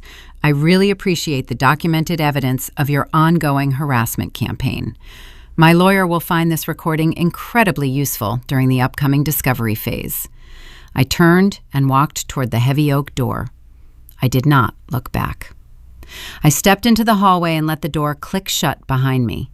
I left them sitting in terrified silence, wondering exactly how much I truly knew about their stolen empire. I pressed the elevator button, feeling a surge of pure adrenaline. My parents utilized every psychological trick in their arsenal, and I dismantled them all without breaking a sweat. They could no longer hide behind fake medical crises or whisper campaigns. The elevator doors chimed and slid open. I stepped inside and checked my phone. A new encrypted alert flashed across the screen from my forensic accounting software. I set up tracking algorithms on my grandfather's trust properties the night before. The notification detailed a sudden, massive shift in the public property registry. My father realized he could not break my mind. He realized he could not steal my files. So William made a desperate, reckless move. He was trying to sell the land out from under me. I sat in the driver's seat of my sedan, staring at the glowing screen of my phone. The alert from my accounting software pulsed in bright red text. I traced the digital notification directly to the county clerk database. A quitclaim deed was filed at 8:14 this morning. The property listed was the eastern 200 acres of the Bourbon warehousing facility. The buyer was Apex Logistics, an out-of-state commercial developer based in Chicago. The signature on the bottom of the deed was Aubrey Perez. I stared at my own name. The loops and angles mimicked my handwriting perfectly, but I never signed that paper. My father forged my signature. He used a corrupt notary public he kept on retainer for his shady zoning deals. The notary stamped the fake signature, making the document look legally binding in the county system. William intended to execute a rapid cash sale. He wanted the Chicago firm to wire millions of dollars directly into an offshore holding account. He planned to take the money and flee the state before the health department or the IRS could freeze his remaining assets. He knew the phony therapy session would likely fail. My father never entered a negotiation without a parallel backup plan. He initiated the forged land sale while he was sitting across from me at the clinic. I put the car in gear and drove straight back to my aunt's house. Beatrice was in her kitchen pouring a fresh cup of coffee. I handed her my phone. She read the digital filing. Her eyes narrowed, focusing on the details of the transaction. Beatrice spent 40 years tearing apart fraudulent estate transfers. She knew every dirty trick desperate men used to steal land. She recognized the notary name on the digital stamp. It belonged to a man who owed William a lot of favors.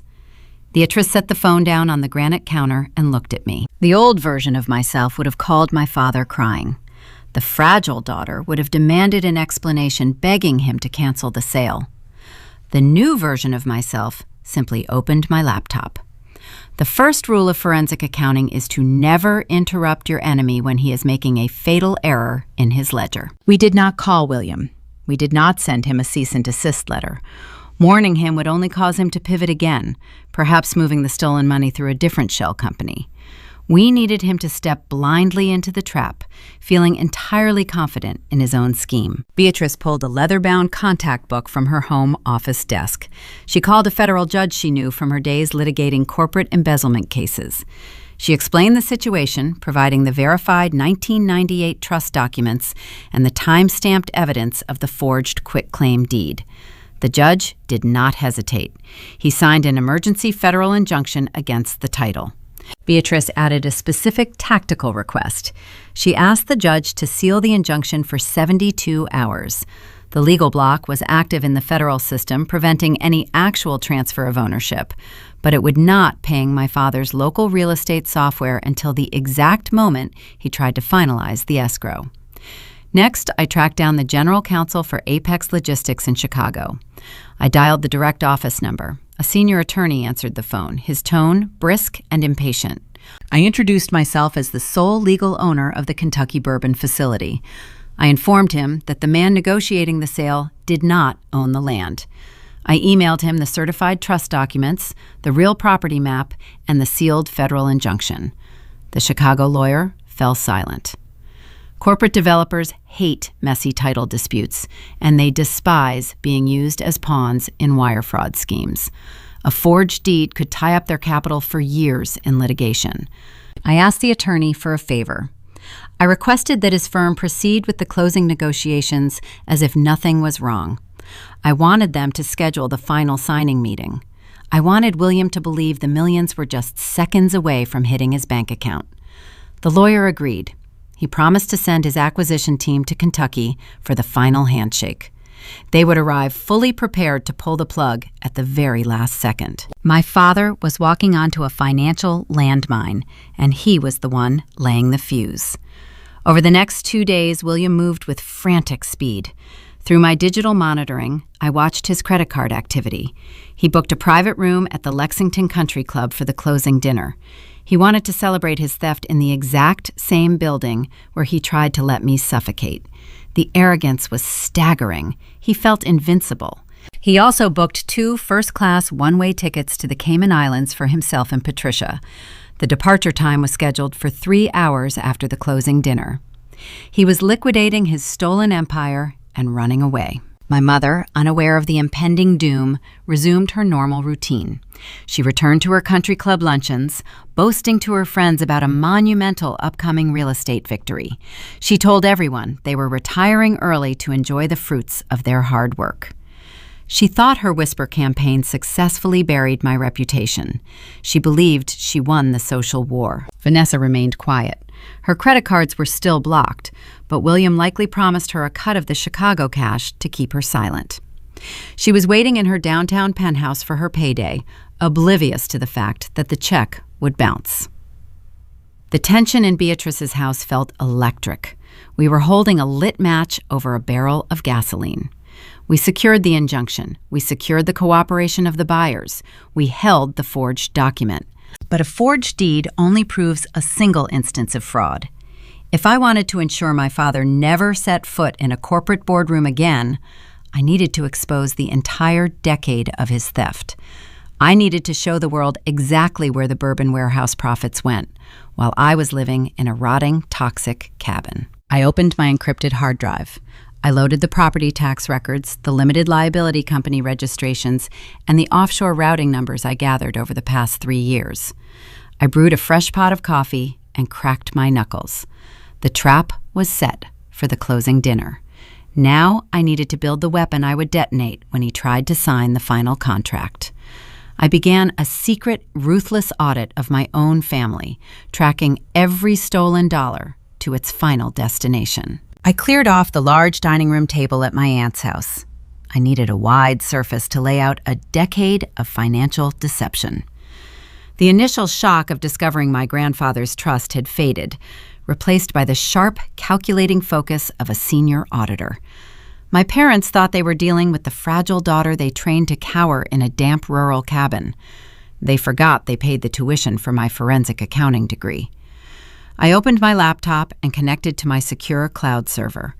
I pulled up the public property tax records, the limited liability company registrations, and the offshore routing numbers I gathered over the past 3 years.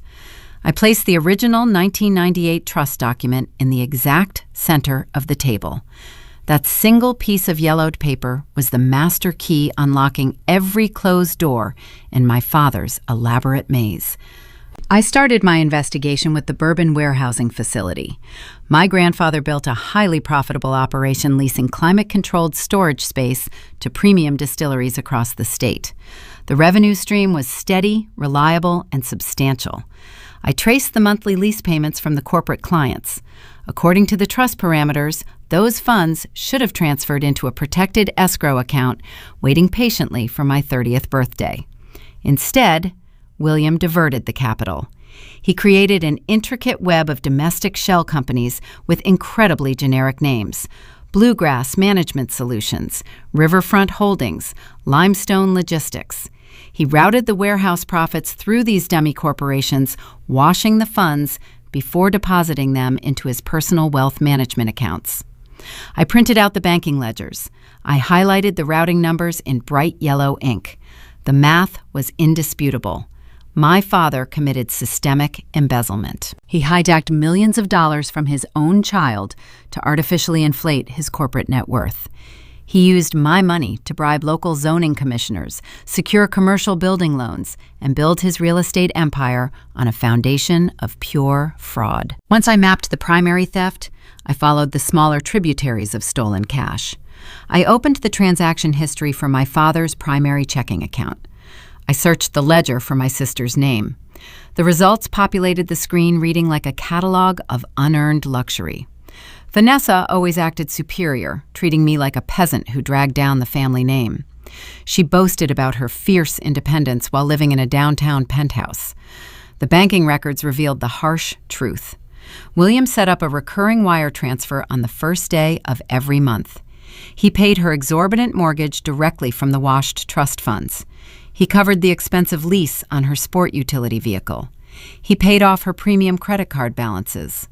I found individual transactions for designer clothing boutiques, high-end salon visits, and luxury vacations to overseas resorts. Vanessa did not possess a career. She possessed a stolen inheritance. My sister financed her entire curated lifestyle using the profits from the land my grandfather left solely to me. I printed every single wire transfer receipt and placed them in a separate neat pile on the table. Next, I tracked my mother's spending habits. Patricia reigned over the Kentucky social registry by projecting an image of flawless wealth and superior breeding. She hosted charity galas and dominated the local country club committee. I pulled the billing statements for the Lexington Country Club. The high monthly dues were paid directly from the Limestone Logistics shell company. The funds originated from my warehouse. I stared at the glowing computer screen, a cold realization settling over my shoulders. Every time Patricia called me a burden, she was wearing clothes bought with my money. Every time she sighed and told relatives I was too delicate to handle the real world, she was drinking wine I unknowingly purchased. I looked at the most recent transaction on the ledger. It was a $50,000 deposit paid to the country club for a 35th wedding anniversary party. A bitter, hollow laugh escaped my throat. I paid for the string quartet. I paid for the ice sculptures. I funded the exact event where my mother stepped over my suffocating body and told the crowd I was faking a medical emergency. I printed the event invoice and added it to the growing stack of evidence. The doorbell rang early the next morning. Beatrice answered the front door and led Harrison Thorne into the dining room. The lung specialist wore a casual sweater, a stark contrast to the ruined suit he wore the night he saved my life. He carried a sealed manila folder under his arm. Harrison looked at the hundreds of printed spreadsheets covering the dining table. He did not ask questions about the numbers. He understood I was building a prosecution. He handed me the folder. Inside was a certified medical affidavit. Harrison spent the last 2 days consulting with environmental hazard experts and reviewing my lung tissue scans. The official medical report confirmed that my acute hypersensitivity pneumonitis was the direct result of prolonged, continuous exposure to toxic black mold. Furthermore, the affidavit stated the exposure caused permanent scarring in my lower respiratory tract. The physical damage was manageable with proper ongoing care, but my lungs would never fully heal. Harrison signed the document, swearing under penalty of perjury that the housing conditions my parents forced upon me caused lasting physical harm. I thanked him, feeling the weight of the document in my hands. This paper changed the battlefield. My parents were no longer just facing federal wire fraud and embezzlement charges. They were now facing severe personal injury liability and gross medical negligence. I placed the medical affidavit on top of the financial ledgers. I spent the next 6 hours compiling the paperwork into a weapon. Digital files are easy for a manipulator to dismiss. Liars can claim a computer was hacked or a digital screen was doctored. Physical paper carries a different kind of weight. It demands undeniable attention. I purchased a thick black 3-ring binder. I organized the evidence with precise color-coded tabs. Section 1 contained the verified 1998 trust document and the original property deeds. Section 2 held the banking ledgers, exposing the dummy corporations and the offshore routing numbers. Section 3 documented my sister's stolen lifestyle and my mother's country club invoices. Section 4 showcased the forged quitclaim deed William tried to file with the Chicago developer. The final section held Harrison's certified medical affidavit detailing the physical cost of their greed. I closed the heavy cover of the binder. It landed on the wooden table with a loud, definitive thud. There were no tears left to cry. There was no remaining desire to earn their love or seek their approval. I possessed undeniable proof. The trap was fully set. Beatrice walked into the dining room and looked at the black binder. She checked her watch, adjusting the silver band on her wrist. She reminded me that William was currently preparing for his victory dinner. My father believed the Chicago developers were flying into town to finalize the forged land sale. He booked a private dining room at the country club to celebrate his triumphant escape. He planned to sign the final contracts, take the cash, and board a flight to the Cayman Islands before midnight. He assumed I was sitting in a hotel room, defeated, silenced, and jobless. I picked up the heavy binder and tucked it under my arm. It was time to put on my best tailored suit, drive back to the country club, and show my father exactly who owned the land beneath his feet. My father sent the invitation by private courier. The thick cream envelope arrived at my hotel front desk on Thursday morning. The gold lettering across the top read, "The Perez Legacy Dinner." William was hosting a private banquet at the Lexington Country Club to celebrate his monumental new real estate venture. He invited his wealthy peers, his corporate investors, and our entire extended family. He also invited me. Sending that envelope was a calculated insult.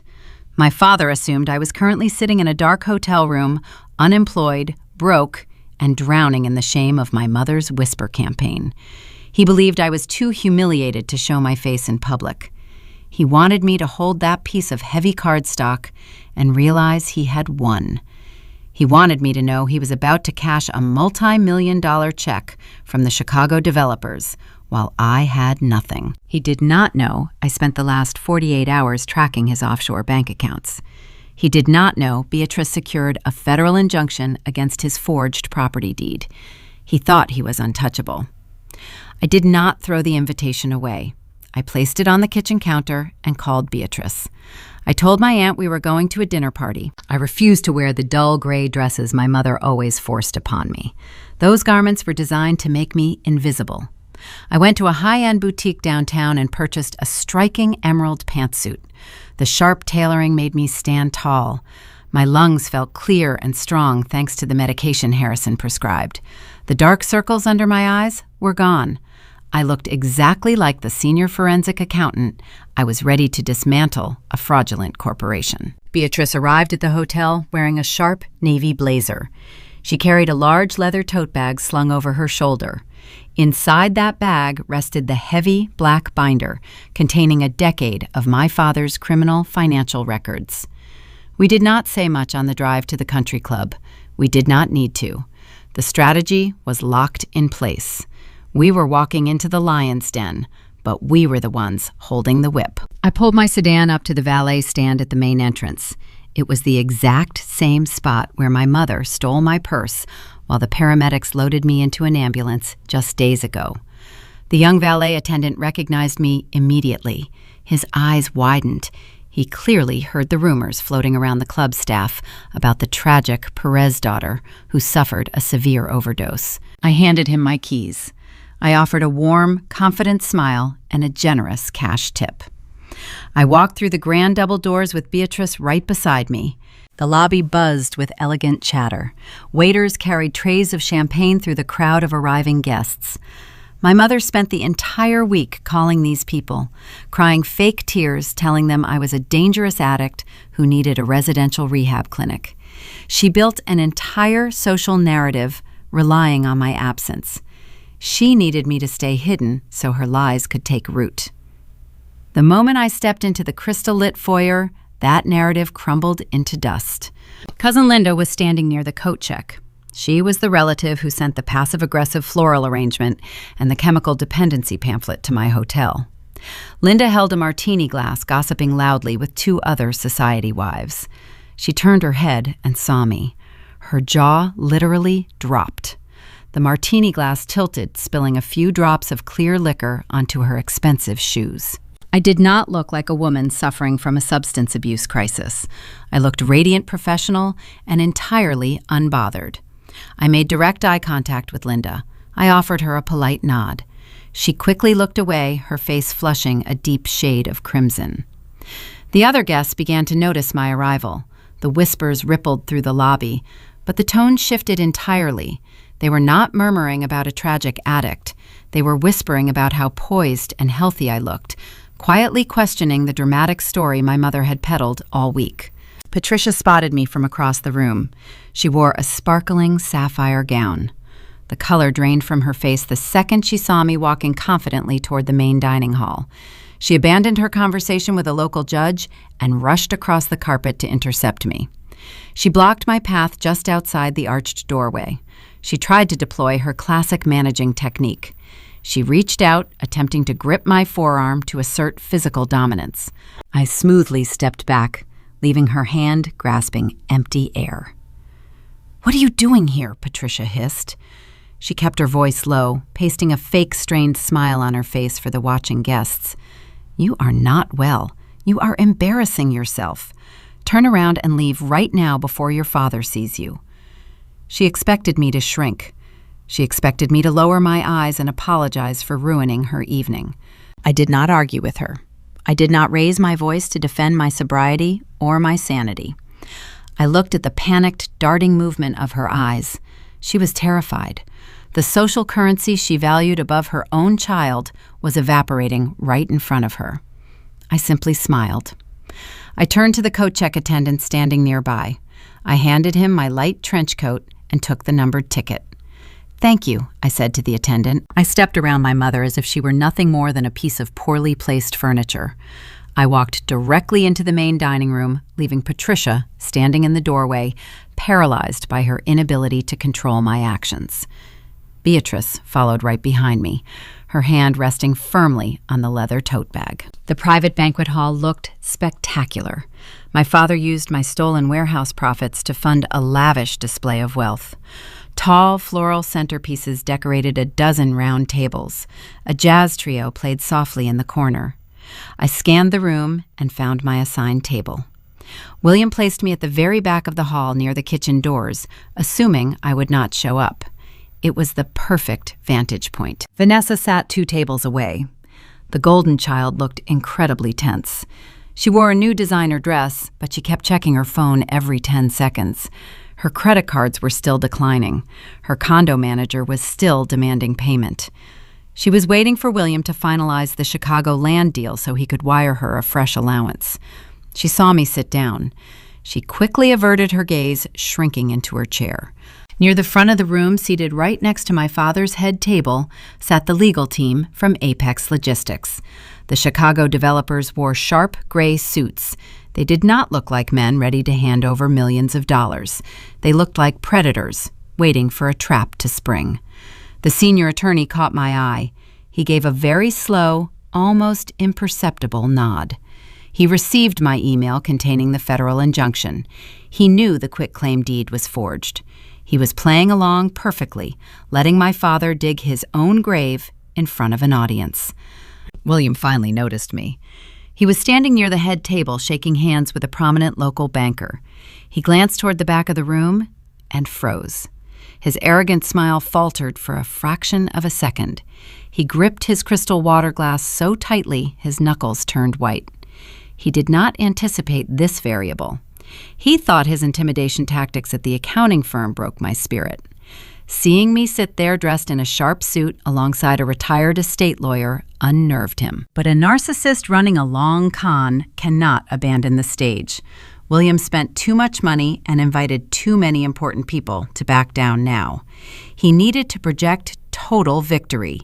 He believed he still held the winning hand. He believed the Chicago lawyers were holding a certified check with his name on it. William turned his back on me.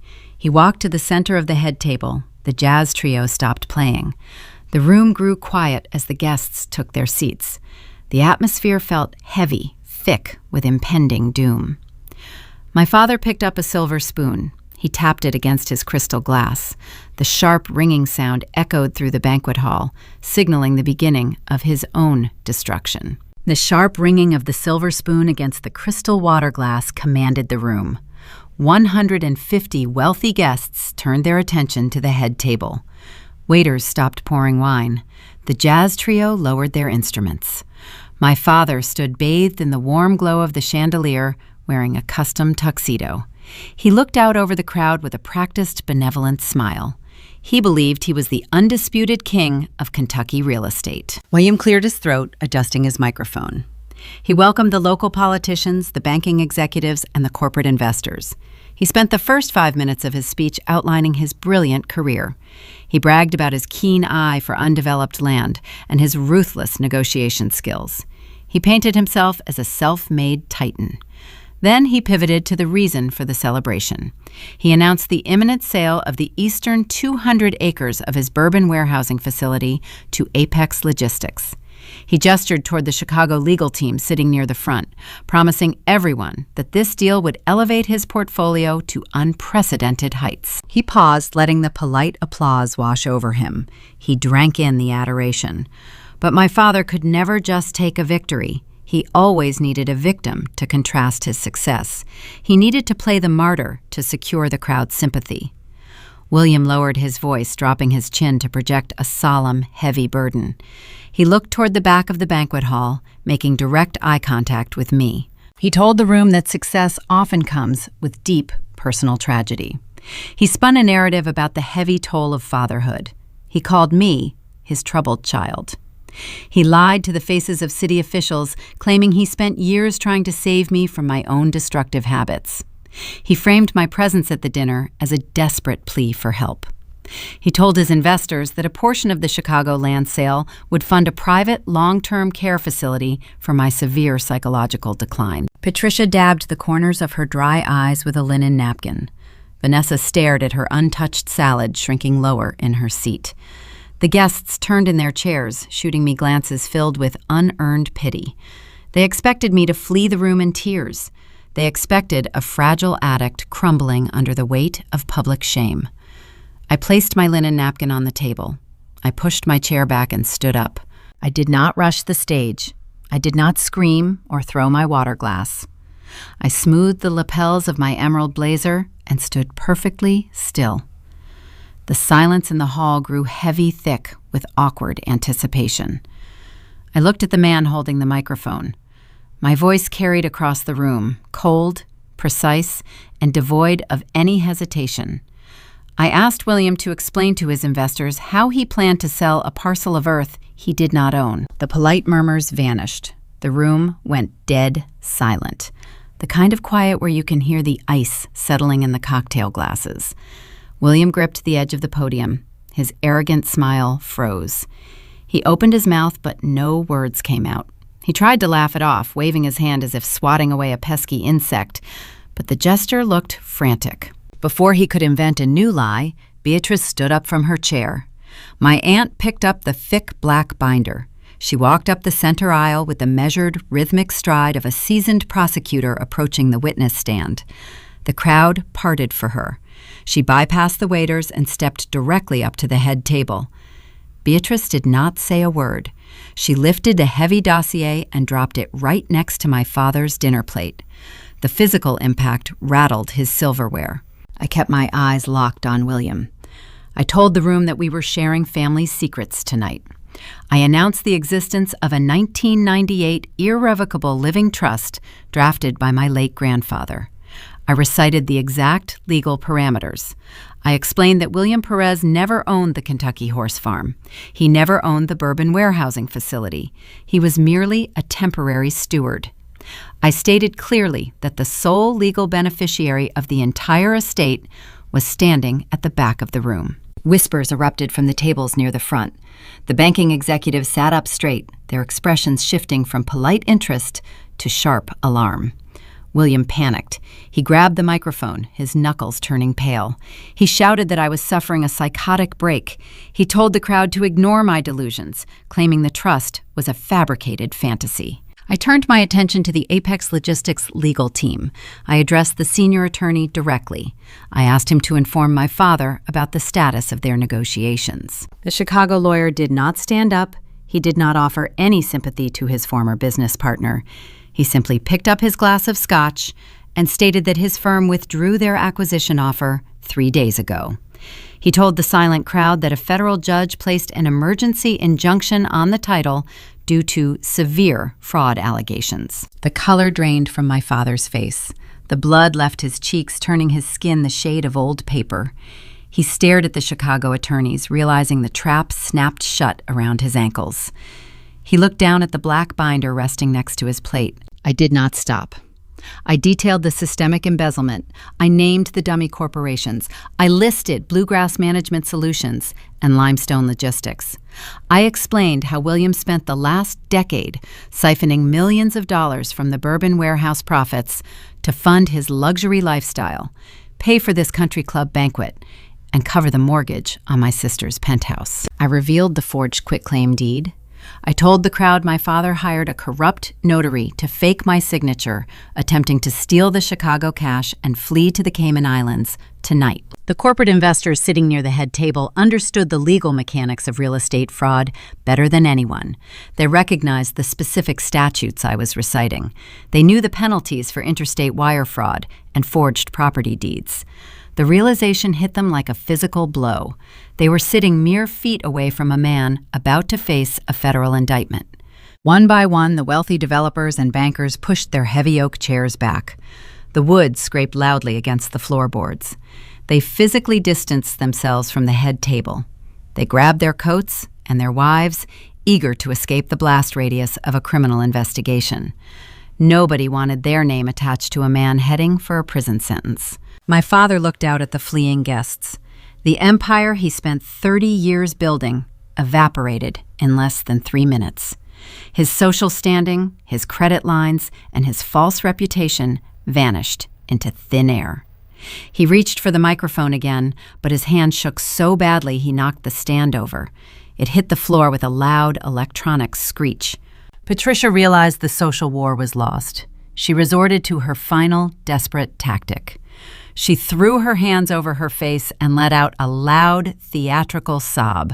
She tried to cry, hoping someone, anyone, would rush forward to comfort the tragic matriarch. Nobody moved to help her. The remaining guests just stared in pure disgust. They saw past the designer gown and the fake tears. They saw a woman who conspired to medically gaslight her own child for profit. Cousin Linda turned her back, walking swiftly toward the exit without making eye contact. Vanessa sat frozen at her table, her face buried in her hands. She finally understood that her luxury lifestyle was permanently finished. The stolen money was gone, and the credit cards would never work again. I stood in the center of the room, breathing the cool, conditioned air. I did not need to yell. I did not need to cry or beg for my dignity. I watched the architects of my suffering drown in a sea of their own documented lies. The heavy weight I carried inside my chest for 32 years lifted entirely. The paper chains they wrapped around my life snapped, leaving them empty-handed and terrified. I had destroyed their kingdom without raising my voice once. The private banquet hall dissolved into absolute chaos. The remaining corporate investors scrambled away from the head table like they were escaping a burning building. Men in expensive tailored suits pushed past each other to reach the coat check. The Chicago legal team packed their briefcases with frantic speed. The senior attorney marched out the side exit without offering my father a backward glance or a handshake. William stood entirely alone on the raised platform. The microphone feedback buzzed a harsh electronic hum through the room. He stared at the empty oak chairs, realizing his financial lifeline just walked out the door. He snapped out of his paralyzed shock and lunged across the white tablecloth. He reached for the black binder resting next to his dinner plate. He desperately wanted to destroy the evidence. Beatrice moved much faster. My aunt snatched the heavy dossier from the table and slipped it securely into her large leather tote bag. She offered my father a cold, victorious smile. We turned our backs on the ruined legacy dinner. I walked alongside my aunt, my emerald blazer catching the crystal lobby light. We moved through the heavy glass double doors and stepped out into the crisp Kentucky night. The valet attendants rushed across the gravel lot, sprinting to retrieve luxury vehicles for the fleeing guests. The cold winter air stung my cheeks, but my lungs felt incredibly clear and strong. We walked toward Beatrice's sedan parked near the edge of the circular driveway. The heavy clubhouse doors slammed open behind us. William charged out into the freezing night. He did not look like a wealthy real estate titan anymore. His custom tuxedo jacket flapped wildly in the wind. His expensive silk tie was pulled askew, hanging loosely around his neck. Sweat shined on his forehead despite the biting chill. Patricia hurried a few steps behind him. She struggled to run in her designer high heels, clutching her sapphire gown to keep it out of the dirt. They chased us across the paved driveway, dodging departing luxury vehicles. William closed the distance and intentionally blocked my path to the car. He planted his feet wide, trying to use his physical size to intimidate me. He pointed a shaking finger exactly 1 inch from my face. Stripped of his corporate power and his stolen money, he resorted to the only bullying tactic he had left. He threatened me with massive civil litigation. He yelled that he would sue me for defamation of character. He promised to file a slander lawsuit tomorrow morning that would drain every single penny from my bank account. He puffed up his chest, shouting that I owed him everything.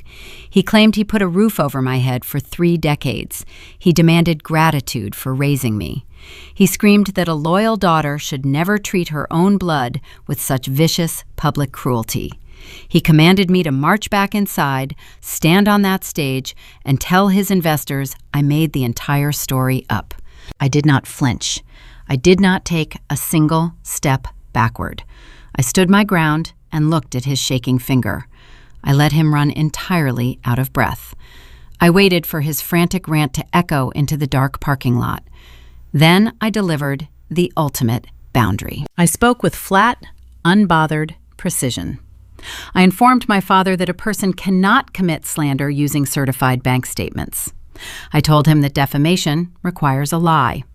I reminded him that every single routing number, every dummy corporation, and every offshore transfer in that black binder was a documented, verified fact. I stated clearly that he forged my signature on a federal quitclaim deed just 48 hours ago. I advised him to save his empty threats and his legal budget for a seasoned criminal defense attorney. I told him the IRS and the State Banking Commission were not going to accept his pathetic excuses. William opened his mouth to argue, but the air caught in his throat. He had no leverage. He was completely bankrupt of ammunition. I reached into the inner pocket of my blazer. I pulled out a single sheet of folded white paper. I did not hand it to his slick corporate lawyer. I shoved it directly against his chest. He reflexively grabbed the paper before it fell to the asphalt. I told him to read the bold text printed across the top line. It was a formal 30-day eviction notice. The 1998 trust did not just cover the commercial bourbon warehousing facility and the toxic hunting cabin. The legal boundaries of the trust owned the entire 500-acre property. That included the sprawling colonial mansion he currently occupied. My grandfather let him live there as a temporary manager, and I was officially revoking that permission. I informed William he was nothing more than a tenant without a lease. He had exactly 1 month to pack his tailored suits box, up his furniture, and vacate my property forever. The color completely washed out of his face. The reality of losing his pristine home finally broke his arrogance. His shoulders slumped forward. The paper trembled in his hand. Patricia gasped loudly, covering her mouth with her manicured hands. She realized she was going to lose her grand entertaining spaces and her perfectly curated gardens. Before either of them could respond, the country club doors flew open again. Vanessa rushed out into the cold night. The Golden Child did not care about our father's impending federal criminal charges. She did not care about the eviction notice resting in his hand. She only cared about her own immediate comfort. Vanessa ran up to me, her expensive designer dress shivering in the winter wind. Heavy tears streamed down her face, ruining her perfect makeup. She grabbed my arm, digging her fingers into my blazer sleeve. She begged me to pay her upcoming condo fees. She pleaded with me to reactivate her premium credit cards. She promised to be a much better sister if I just wired some cash to her checking account so the building manager would not lock her out of her downtown penthouse. She whined that she could not survive being poor. I looked at the sister who watched me suffocate on the ballroom floor and rolled her eyes. I looked at the woman who helped our father drag trash bags full of my stolen accounting files through the mud just to protect her allowance. I gently pried her manicured fingers off my sleeve. I smoothed the fabric of my jacket. I stated clearly that the Bank of Aubrey was permanently closed.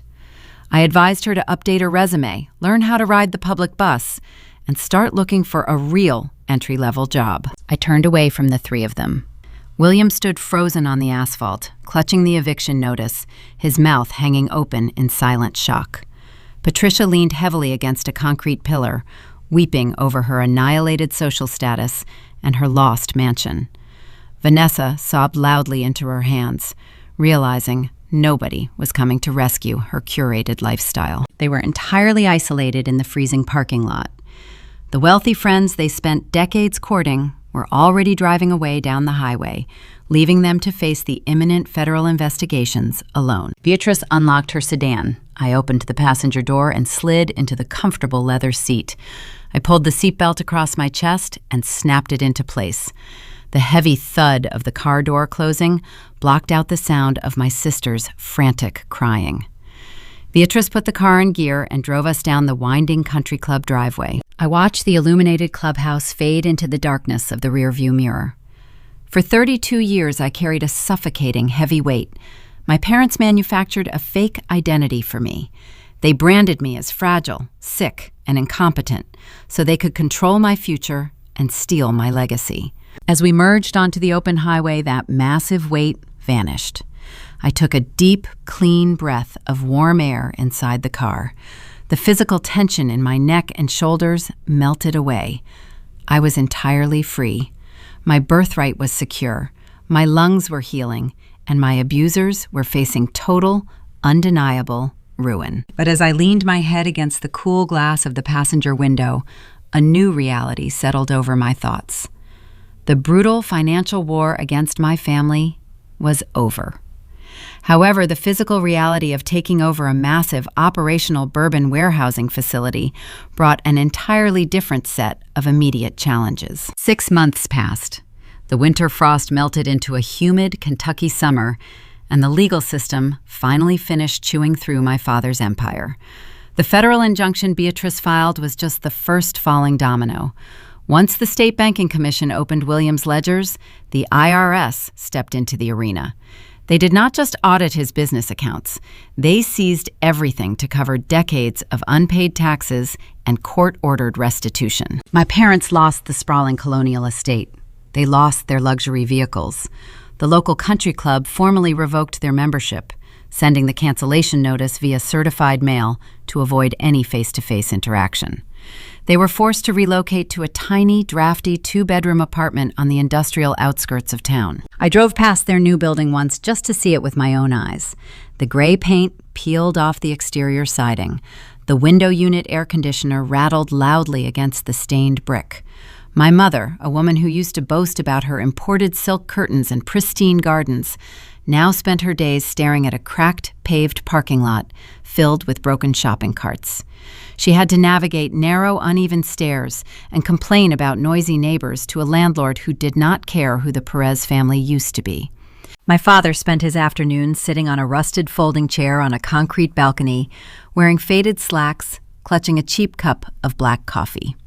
He was facing a lengthy trial for interstate wire fraud. His slick corporate lawyers abandoned him the exact moment his retainer checks bounced. He was left with an overworked public defender who kept advising him to accept a plea deal. The universe balanced the scales. They trapped me in a rotting box for 3 years.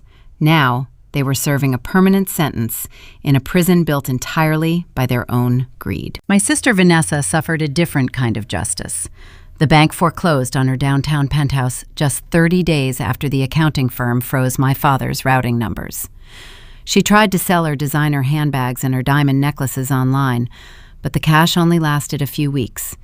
Without her stolen allowance, the golden child had to join the real world.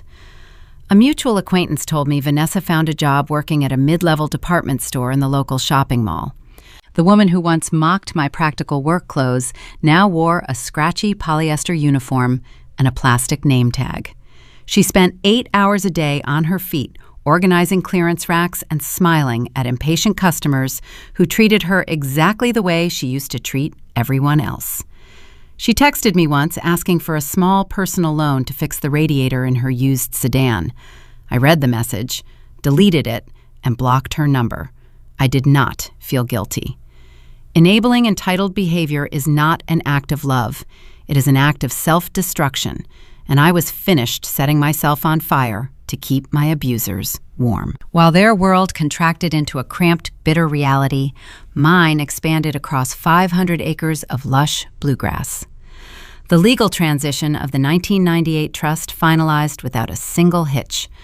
I assumed full operational control of the Kentucky Horse Farm and the Bourbon Warehousing Facility.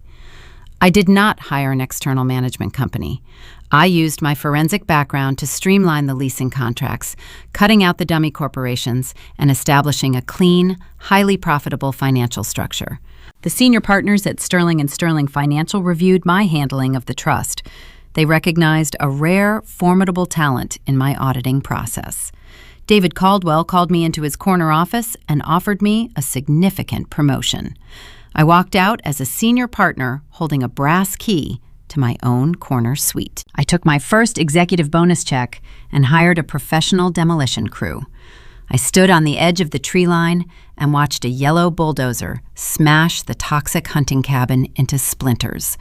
The rotting roof collapsed in a cloud of dust, burying the dark stains and the damp floorboards forever.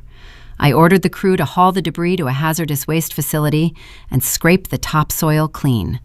Once the earth was purified, I hired a contractor to pour a new concrete foundation. I built a beautiful modern farmhouse right on that exact spot.